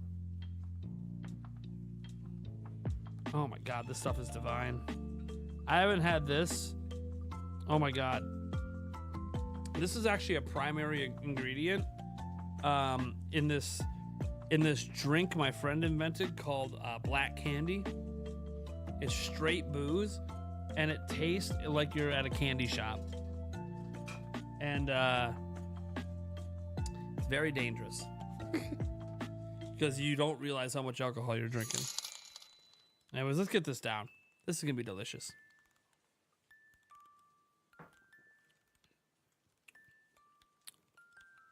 God, that was good. Oh my God, that was fantastic. That'd be the greatest tasting shot I've ever Jelly had. Martin 18 says, "Thank you for your donation." Those Japanese melons are really doing it for me. God, it's good. Oh my God, that was just straight enjoyable. That's dangerous. When something tastes that good, that's dangerous. I end up drinking the whole fucking bottle. That's what happens when it tastes that good. Then trouble happens. Good thing I don't drink outside of live streams, huh? Oh my God, my chat's gonna crash. Just crash already, damn it. I like when it's about to crash, but it hasn't crashed yet. Then it gets like extra laggy. Like, just crash, man. There you go. There's the crash.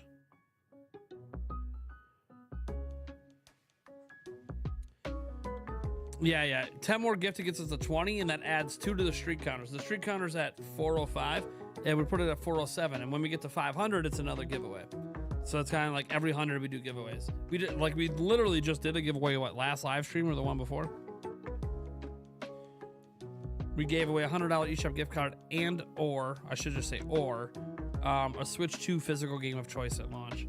The person hasn't decided which one they want yet, but obviously they're waiting to see if they get a Switch 2 pre-order in, because that will determine, maybe we want the physical copies, especially if they're hard to get your hands on. I feel like at 500 though, we gotta do something special. We gotta up the ante at 500. That's halfway to 1,000, you know? All right, let me go ahead and read Jelly Martin again. Thank you so much for the $1. I do appreciate it. Yeah, Expedition 33 comes out this week. I'm so glad I have Game Pass. I'm gonna be playing it on my Xbox, baby. Game Pass. I'm really excited for it. Please hold up. I really hope that game holds up. That's what I'm gonna be playing this weekend. How much money to get the streak to 500? Okay, you're gonna make me do math. So it really depends, obviously, on how we get there. So at a max,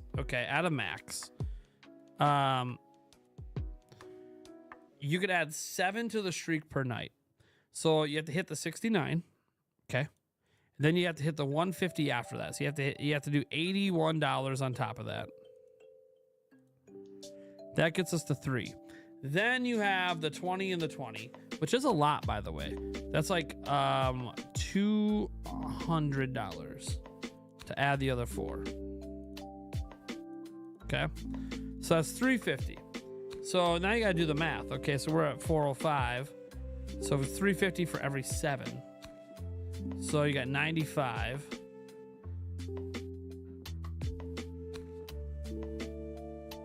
So 95 divided by 7. And then you times that by the 350.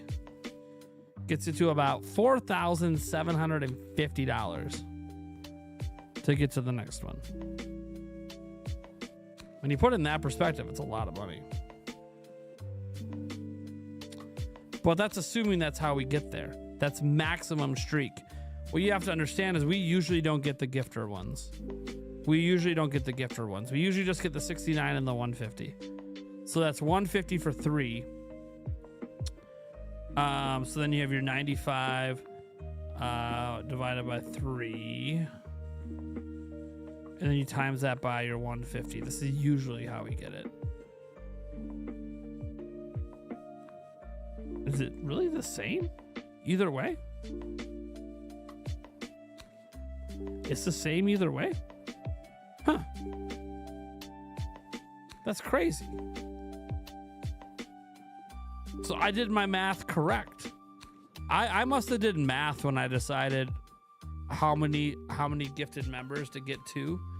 I must have did the math to make it equal the same as the other way. Crazy. I guess I was good at math when I said this.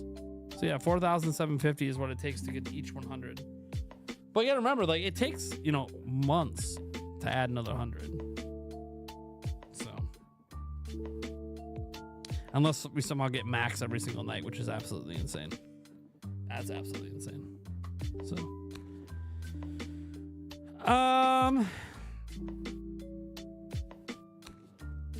So remember, the streak's at 400. So you figure if it was 4,700 to get to the streak every 100, we started it back in August. So yeah, you can do math on that. By the way, that's not my take. I don't get 4,700. There's YouTube's cut and all that, and taxes. Fucking taxes, man. I was like, dude, if someone super chats, why do I have to pay taxes? And you have to pay taxes on it. Fucking, all right, government. That money's already been taxed. But they don't care.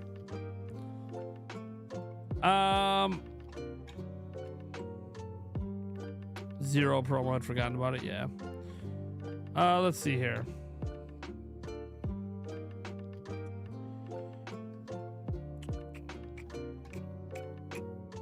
Giannis or Jokic should win MVP this year. I think it's going to go to SGA. The voting is voting done? I was going to say, because right now, I think SGA should get it. Now, I want Giannis to get it. Giannis is having a historical season, but he's not going to get it. He's not as beloved as Jokic, so they view everything Joker does as like top tier, and all the stuff that Giannis is just setting records with doesn't matter. They got bored of Giannis and how he plays. Happy Kitty. So if I do another 10 subs, you take a shot of tequila. Okay, so normally how it works is 100 at once. So if you did 20 total in one shot, I would do a shot of tequila. Or $100 super chat, I would do a shot of tequila.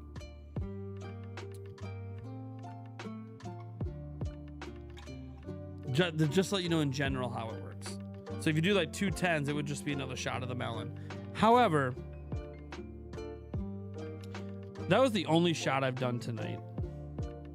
So I'll tell you what, if you did another 10, I'll do a shot of tequila for you. I usually don't do that, but I basically haven't really had anything tonight, so yeah. I kept thinking, like, how many shots have actually, that was my first one, so now we're good.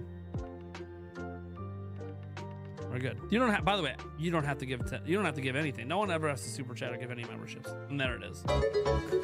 They were just waiting for me to, they wanted me to do tequila. Happy Kitty says, sent 10 Nintendo Prime gift memberships. That's all it took. I had to do tequila.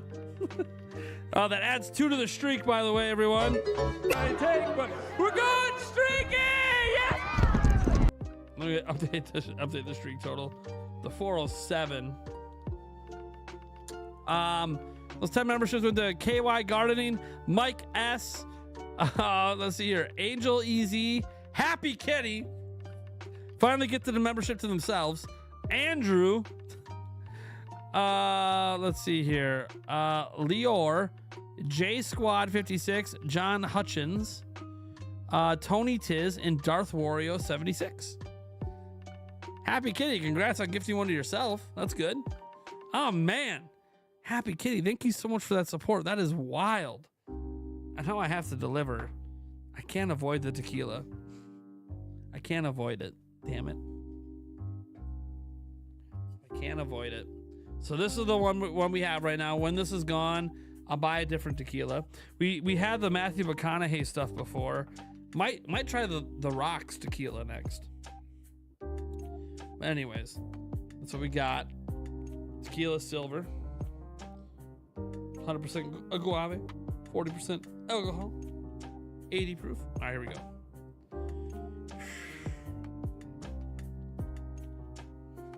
Happy Kitty's double happy. They gift the membership to themselves. It's kind of great. They used to not let you gift memberships unless you were already a member, but they got rid of that restriction. Just like they got rid of the super chat restriction. They used to restrict you to only being able to super chat $500 a day. They lifted that restriction, as me and Bama Hut found out, going back and forth. I somehow went over 500 and it wasn't stopping me. I could keep going. I'm like, holy shit, this is dangerous. I used to like that there was a $500 restriction. Now it's like there's no restriction. Oh shit. There probably is. It's just a hell of a lot higher than 500. Maybe it's 1,000 now. I don't know. I don't remember YouTube ever telling me what the new restriction was. Oh my God, let me. Oh, but this stuff's actually pretty good. I just wish it was cold. It's warm. This drink would be so much better if it was cold. But no, it's that new Arrow stuff. I mean, it tastes exactly like I thought it would. It literally just tastes like I'm drinking blue raspberry Kool-Aid. Maybe not quite as sweet, which for me, I like it not to be quite as sweet, so cool. Anyways, let's go ahead and get this tequila down to kill you.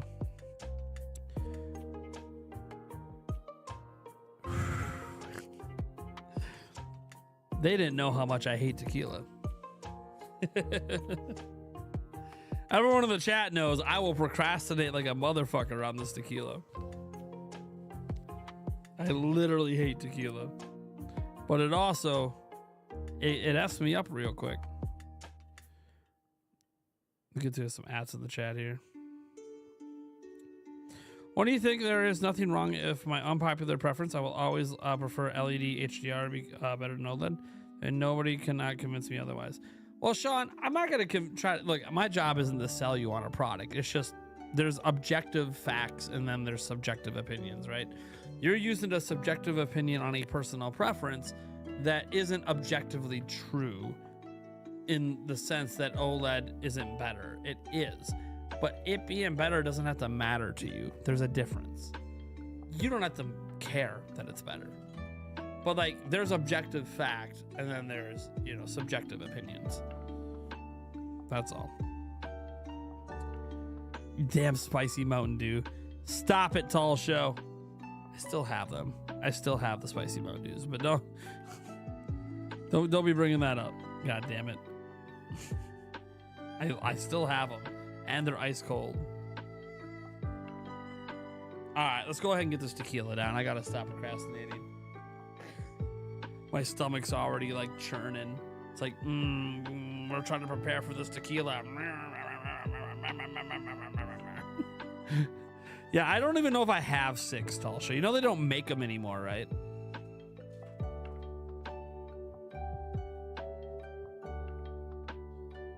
I have at least 4. I have at least 4. Thinking about the shot that's related to just this tequila, man.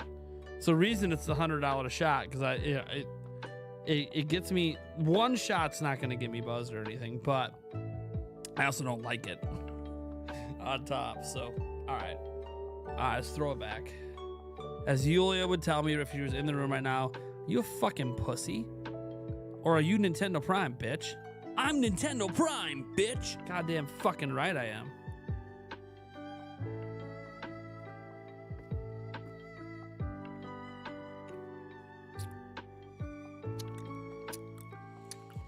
Well, it's done. Woo! Start being DK up in here.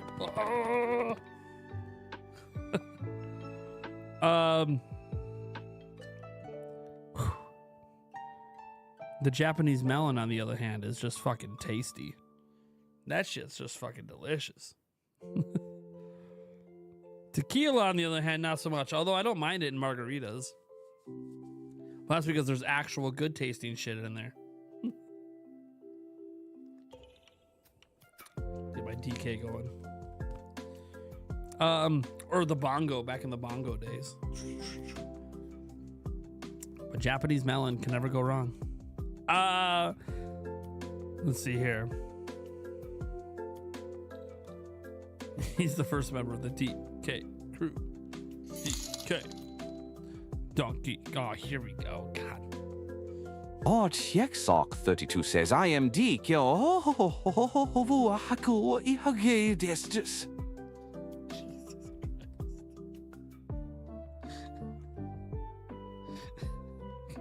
Like,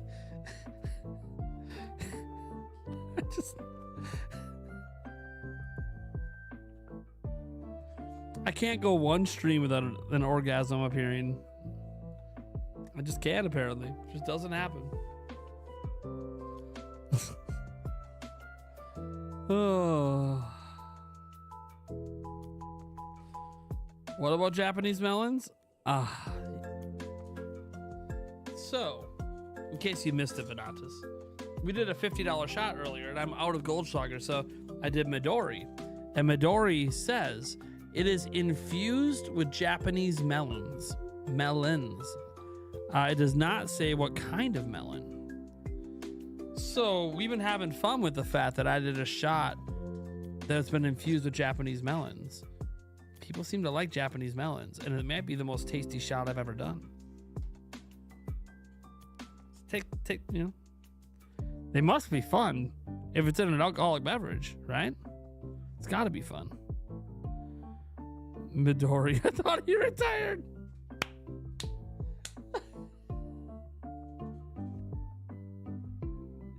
Oh, that's great.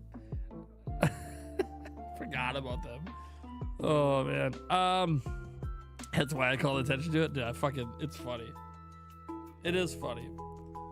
I gotta remind everyone every time I do a $50 shot of that now that I'm like, guys, you know I'm doing a shot of Japanese melons right now, right? It's been infused.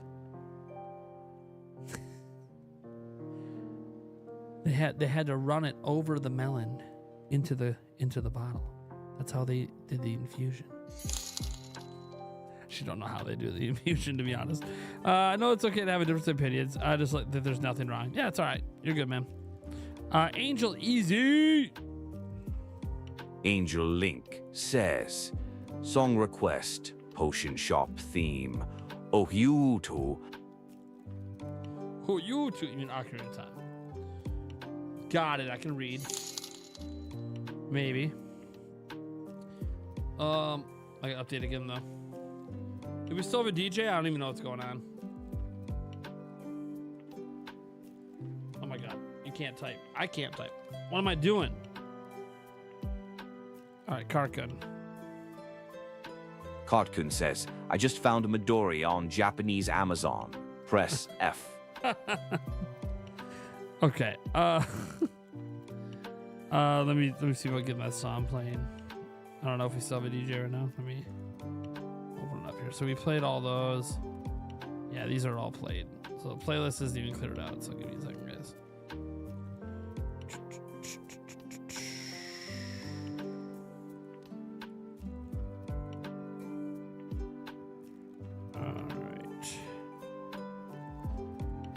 All right. Now we wanted potion shop theme. Okay. See what I can find on Ocarina of Time. Hopefully there's like a... Here we go. Here we go. Here's like a 2-minute version by someone. So let's play this 2-minute version.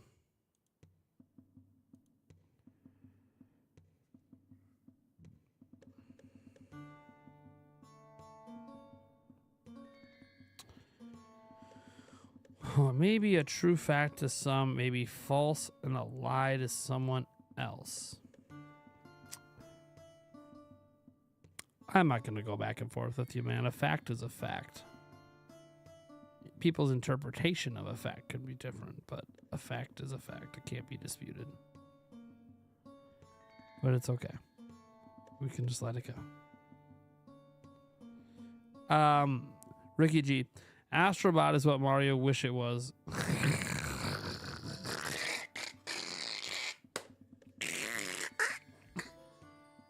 Yeah, I'm sure Mario wishes it could only sell 1.5 million copies.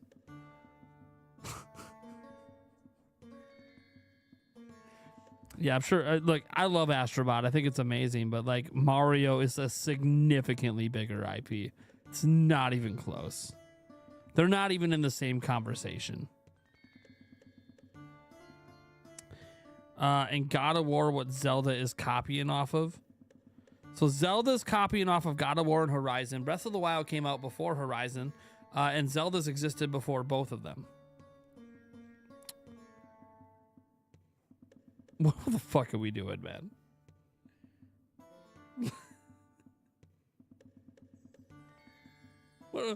What are we doing, man? I'm hoping it will blow up. I'm coping that a new IP that won Game of the Year only sold 1.5 million copies on a 75 million platform. How am I coping? The PlayStation audience is not buying the game. How is that coping? They're literally not buying it. What do you want me to do? Make them buy it? ARMS outsold it. I just want to let that sink in. ARMS on Switch outsold Astrobot. Like it. Come on, man. Use your brain. Just if you have one. I don't even know at this point. You're obviously Risky Gulmar on another account, so.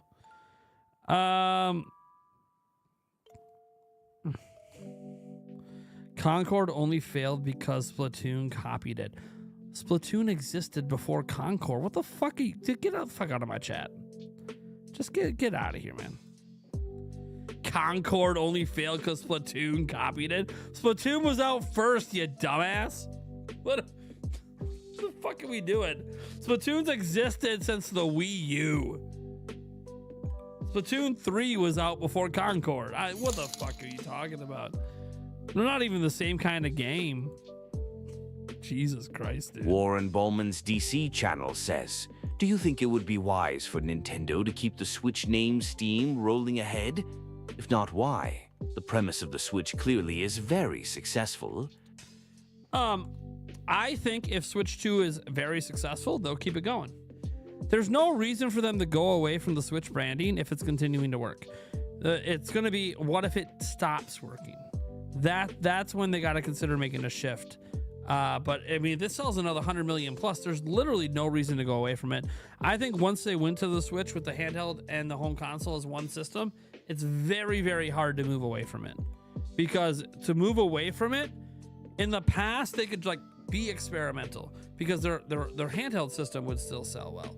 Well, this is also their handheld system, so they can't like fuck that up.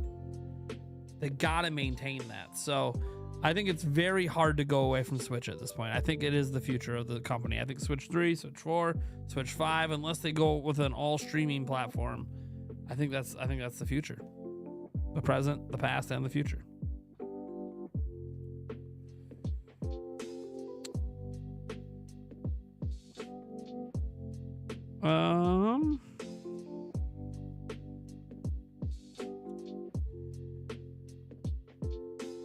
Handheld's a big market, but they got to show us why they're better than their competitors. Doom, I got a question for you. Why was the 3DS, DS, Game Boy Advance, etc. Why were Game Boy? Why was it better than the competitors? All the competitors had more powerful systems. So why were those platforms better? Why did they do well when the other platforms didn't? Like, why did PSP not do as well as DS? Why did Vita not do as well as the 3DS? Why did Game Gear not really compete with Game Boy or Game Boy Advance.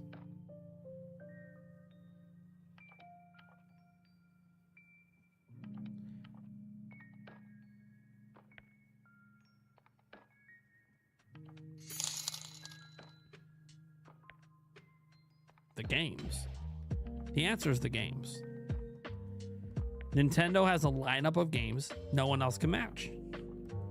That's what it is. It's the games. Seth420 says, I think they will go with Switch until becomes better IDK in like 15 years. Yeah, we'll see. I think there's going to be a Switch 3 as long as Switch 2 is successful. Doom said, I'm not knocking it. I just want them to continue innovating. What's innovating to you? I have a serious question. Like, what is innovation to you? It's a dead serious question. Like, what is innovation? We're in 2025. They're releasing a Mario Kart game. The Mario Kart game uses the same control scheme we've been using since the N64. But it's going to go on to sell 70 million units. So I'm going to assume you're going to think, well, then that game can't be innovative. But then it's completely different from all prior Mario Kart games. Did they not innovate with that game in a completely different way? Or are we going to say it's not innovative at all? It's just another Mario Kart. There's nothing different about it. Like, innovation comes from the software more than it comes from the hardware. Splatoon, completely innovative type of shooter, didn't need new special hardware to make that possible. It's just an innovative idea. You know, having I'll tell you one thing that's innovative about Switch right now. It is the only mouse in the world that has haptic feedback. I'm not saying there's never been a mice in the past that had rumble motors. Oh, those existed. They don't exist today. And this is haptics, not just rumble. It is the only mouse in the world that has haptic feedback. And people are noticing it when they play the games. When they play Metroid and they feel the charge blast charging up through the mouse. You can't get that experience on PC right now. It doesn't exist. You can't replicate that right now on PC. So like, that's already innovative in that that's never existed in the way that it exists currently with Switch 2. That's already an innovative control scheme. You might go, well, it's just a mouse. I'm like, you don't understand haptics, man. Haptics don't exist in mice. This mouse right here is a gaming mouse. It's an ultralight gaming mouse. There's no haptic feedback. You know, like there's no haptics in this. It just doesn't exist in mice. I'm not saying they've never tried to make it exist. It just doesn't today exist. You know? So it's all just one of those things, you know, where what is innovation? Is it flipping the tea table and doing something completely different, but the games aren't necessarily that much better for it? Or is it really just about having innovative gameplay ideas for the games, not necessarily having to change the controllers all the time? I would argue it's actually more the games than it is anything else. You can innovate with games like crazy. A lot of companies don't. They get really safe. But you know, Nintendo tends to take a lot of risks with their games. Only a handful of them ever remain safe. Game Gear required 6 batteries, yeah.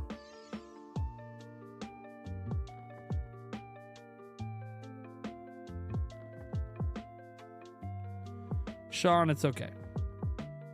I'm just going to say this one time. We have to agree to disagree.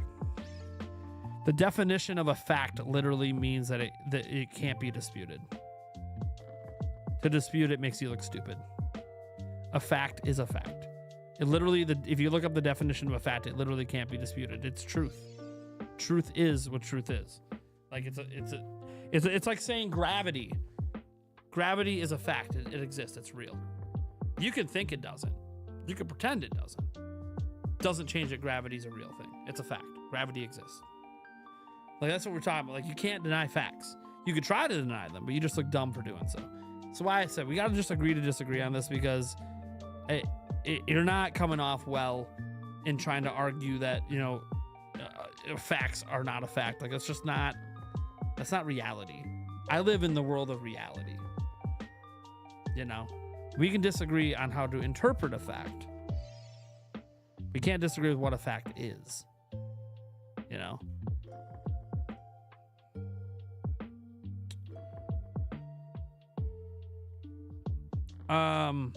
Has there been a mouse with gyro? There's been mice with.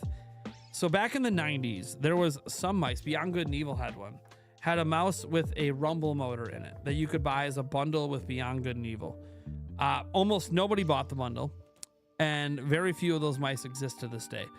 At present, there's not a single mass manufactured mouse that has any sort of rumble motor, let alone haptics. Haptics are not just rumble. Haptics are actually a much more fine-tuned form of rumble. That's actually never existed on a mouse. No mouse has ever had haptics. So, no. To answer your question, it doesn't exist. Not in 2025. Well, it does now. Switch 2 has it. But it didn't exist before that. And that's one of the exciting things for PC gamers is if that way of play and how it feels gets popularized with Switch 2, we could see it trickle into the PC space. And we can start to see mice come out with haptic feedback, which will be sick. Be absolutely sick if we get full haptics in the PC space because of Switch 2. That would be awesome. I would be all for that. Taking mice to the next level for gaming would be sick. Let's see here. Yeah, change for the sake of changes and innovation. You gotta have the ideas to go with it. Like I'm not even sure. Like, I read their dev interview on like why they decided to go with a mouse, and part of it was like it was just so cheap to add it that since the cost to add it wasn't that big, why not? That seemed to be like the reasoning. Yeah, we threw a mouse sensor on there because like it was pretty like cost efficient to do it, so why not? I'm like, there was no more thought put into it than that. It just, yeah, it was cheap to do, so we just did it. Like they weren't even thinking about the gameplay possibilities. They were just like, yeah, it's just cheap to do, so why not? Why not put a mouse sensor on both? It's cheap.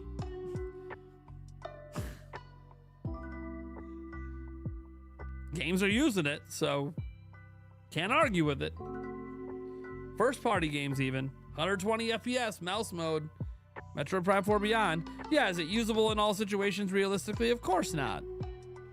Of course not. But still, you know? Still neat. It's still neat that they did it because no other console comes with it. There's some handheld PC ones that do, where you could disconnect the controllers and then use it in like a mouse, a really weird kind of mouse, but not the way the Switch does it. Surprised that, you know, a PC manufacturer didn't come up with the way that Switch does it first, but you know, happens. Sometimes you're just not thinking of it. When you don't think of the idea, you just don't do it, right? It's sometimes having the idea has a lot of value. Like I bet you Nintendo has a whole group of people where they're just idea, like they don't create the idea, they just come up with it. And sometimes coming up with the idea itself is just so valuable. And someone came up with the idea, hey, why don't we put a mouse sensor and then flip the thing on the side? It's cheap. Yeah. Why did we never think about this before? I don't know. No one else thought about it either.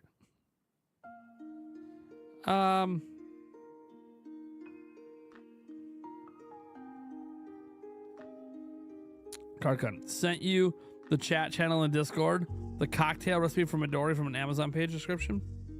All right, let me pull up Discord here. We got like 12 minutes left in the stream. Unless we unlock with a 420.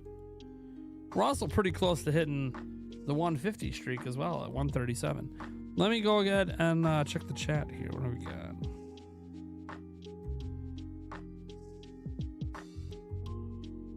God, there's been a lot posted in the chat.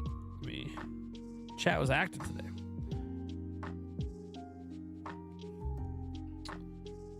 Pretty basic if you ask me. Oh, it won't let you post the link? It deleted your link, I think. Me6 must have been like, oh. You just DM'd it to me. Here it is. All right. So this is a cocktail recipe using Midori. So you got your Midori, ginger ale, and lime. So 1/4 cup Midori, 3/4 cup ginger ale, 1 to 2 pieces lime wedges. Then you have your Midori pineapple, which is a 1/4 cup Midori, 3/4 cup pineapple juice. So it's basically Midori pineapple.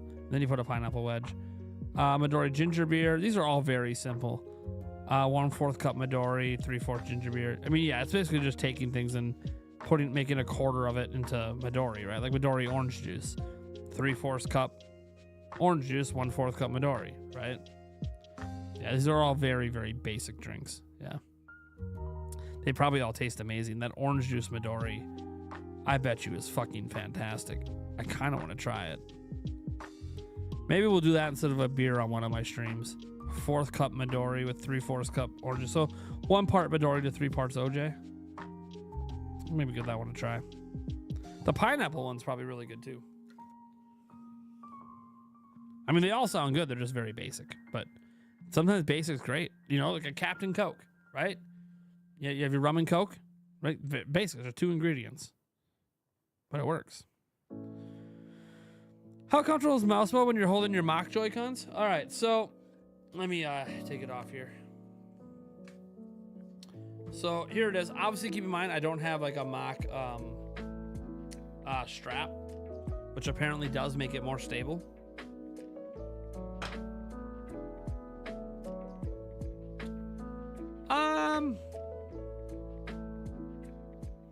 Grab my Switch 1 Joy-Cons. Try it.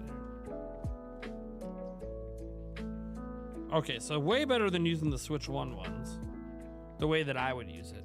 Because the way I'm gripping it's like this. So I've got my, you know, my both mouse clicks and then my thumb's on the face buttons. Kind of like I would with my mouse, right?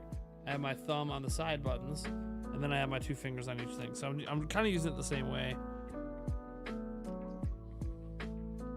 No, it's not too bad. It's not as comfortable as a mouse, which of course it's not. This isn't bad. This is usable. You pick it up. Yeah, you gotta put it back down. Yeah, it's not too bad. A normal mouse is way more comfortable, of course. But I mean, of course it is. It's a purpose-built thing. I would be curious if Switch 2 has full mouse support. Because then I could plug in a mouse too, but then you don't get the haptics. See, it's like you're giving something up. That's interesting. It's not as uncomfortable as you would think it is, but it's also not like the most comfortable mouse you've ever used, kind of thing, right? Like if you use a normal mouse, it's way more comfortable, but it's not bad. It's I got pretty big hands. It's not bad, I guess is the best way to describe it. I wouldn't call it good. It's better than you think it would be, but obviously nowhere near a real mouse. Now, people have thought of, hey, you can keep the haptics. People are making 3D print shells you can put it in to make it more comfortable. That's actually a neat idea. It's a neat idea. I hope Nintendo does something like that. It'd be cool if they released their own official shells to make it more comfortable. That would be great, actually. But people are already working on 3D prints to make it more comfortable. But I mean, yeah, it's not great. It's better than I expected. You know, we'll see how I feel when I get the real one in my hand. But you think of the one leaker, yeah. It's hard not to. Is Yulia playing Fortnite? Is she playing Fortnite? I'm not online. I shouldn't be. Oh. Well, there's a new update for Fortnite anyways, so. Updating my Switch. My Switch. I don't know. She might be playing Fortnite right now. Beats the hell out of me. She could also be sleeping. I assume she's sleeping, but maybe she's playing.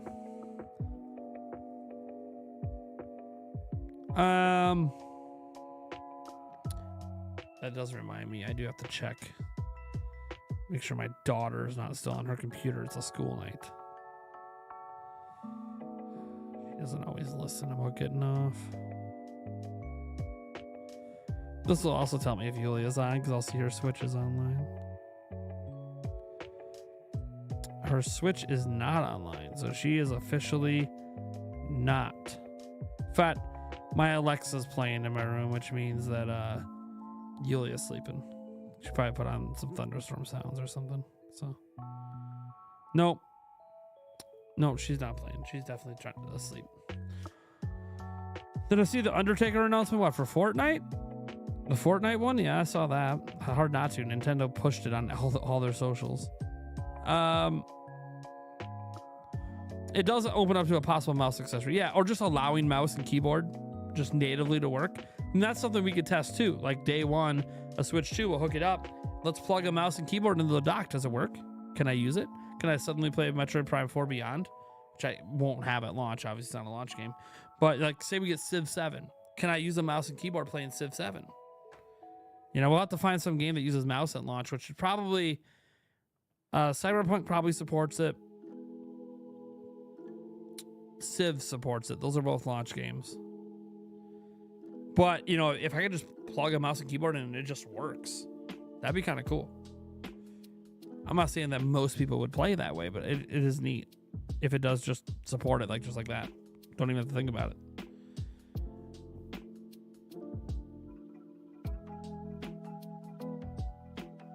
No, so what you saw was that when I pulled it out, Fortnite was the last thing played. I wasn't actually logged in though. Last time I played Fortnite was actually on my laptop. And that was like 2 days ago.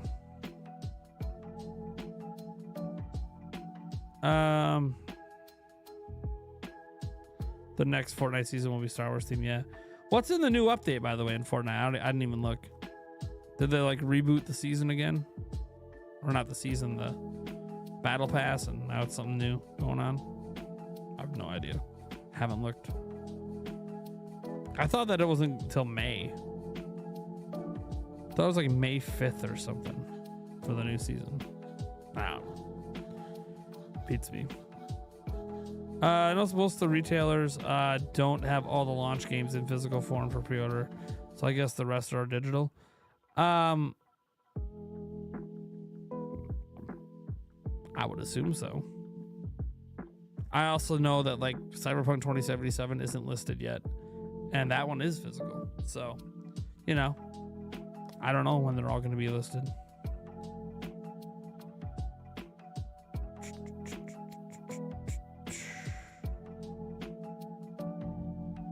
Yeah, May 2nd. Okay. Okay. So maybe the updates for the OG season on my Switch. I don't play on my Switch that much. Happy Kitty says, just thought I topped off for your $150 goal. Oh, you're so close. Those conversion rates, those Canadian conversion rates. So we're actually at 148. So I'm on USD. So like the conversion rates, you know, wasn't quite 150. If you can see right here, I'm not lying. Like it's what it's at. Yeah, those conversion rates, the Canadian dollar conversion rates, man. Thank you so much, though. I do appreciate it. Oh, there we go. Seth got it. Seth pushed us over. I take, but we're going streaky. Yes, we got it. Yeah, those conversion rates are a bitch sometimes. All right. Well, hey, that got us to 409. Not quite a max streak. That would take 20 more gifted members, but that's the most we've added to the streak in a long time in one night. We added what, 5? It's the most we've done in one night in a while. Thank you guys for that support tonight. I do appreciate it. Seth420 says, thank you for your donation. Yeah, Dan, that's sick.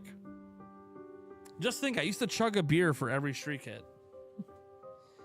Hey, why don't you? I'm losing weight, so like we cut back on things. So no more than 1 beer a night, and it's an MGD 64, which is only 64 calories.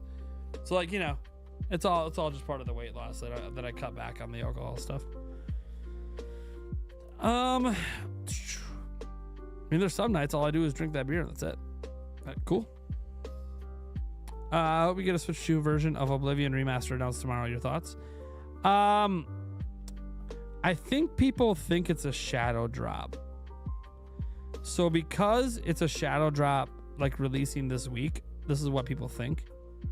Then the Switch 2 logo might not be there because Switch 2 is not out yet. But we'll see. It's not like I know. We'll see.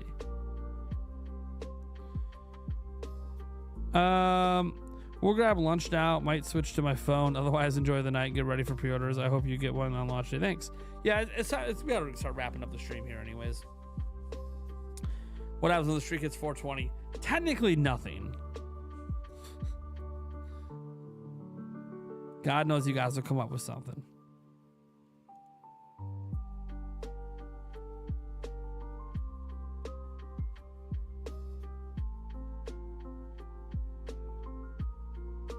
Oh, dude, my podcast people are talking and I've been ignoring it.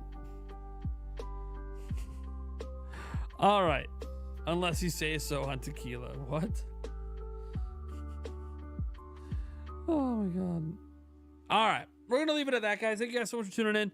I'll be back tomorrow. More videos in the live stream. We have our podcast on Wednesday as well. I'll probably get the podcast set up tomorrow at some point. We already know what the main topic's going to be. So thank you guys for being here. And we will catch you same time tomorrow night. Bye, everyone.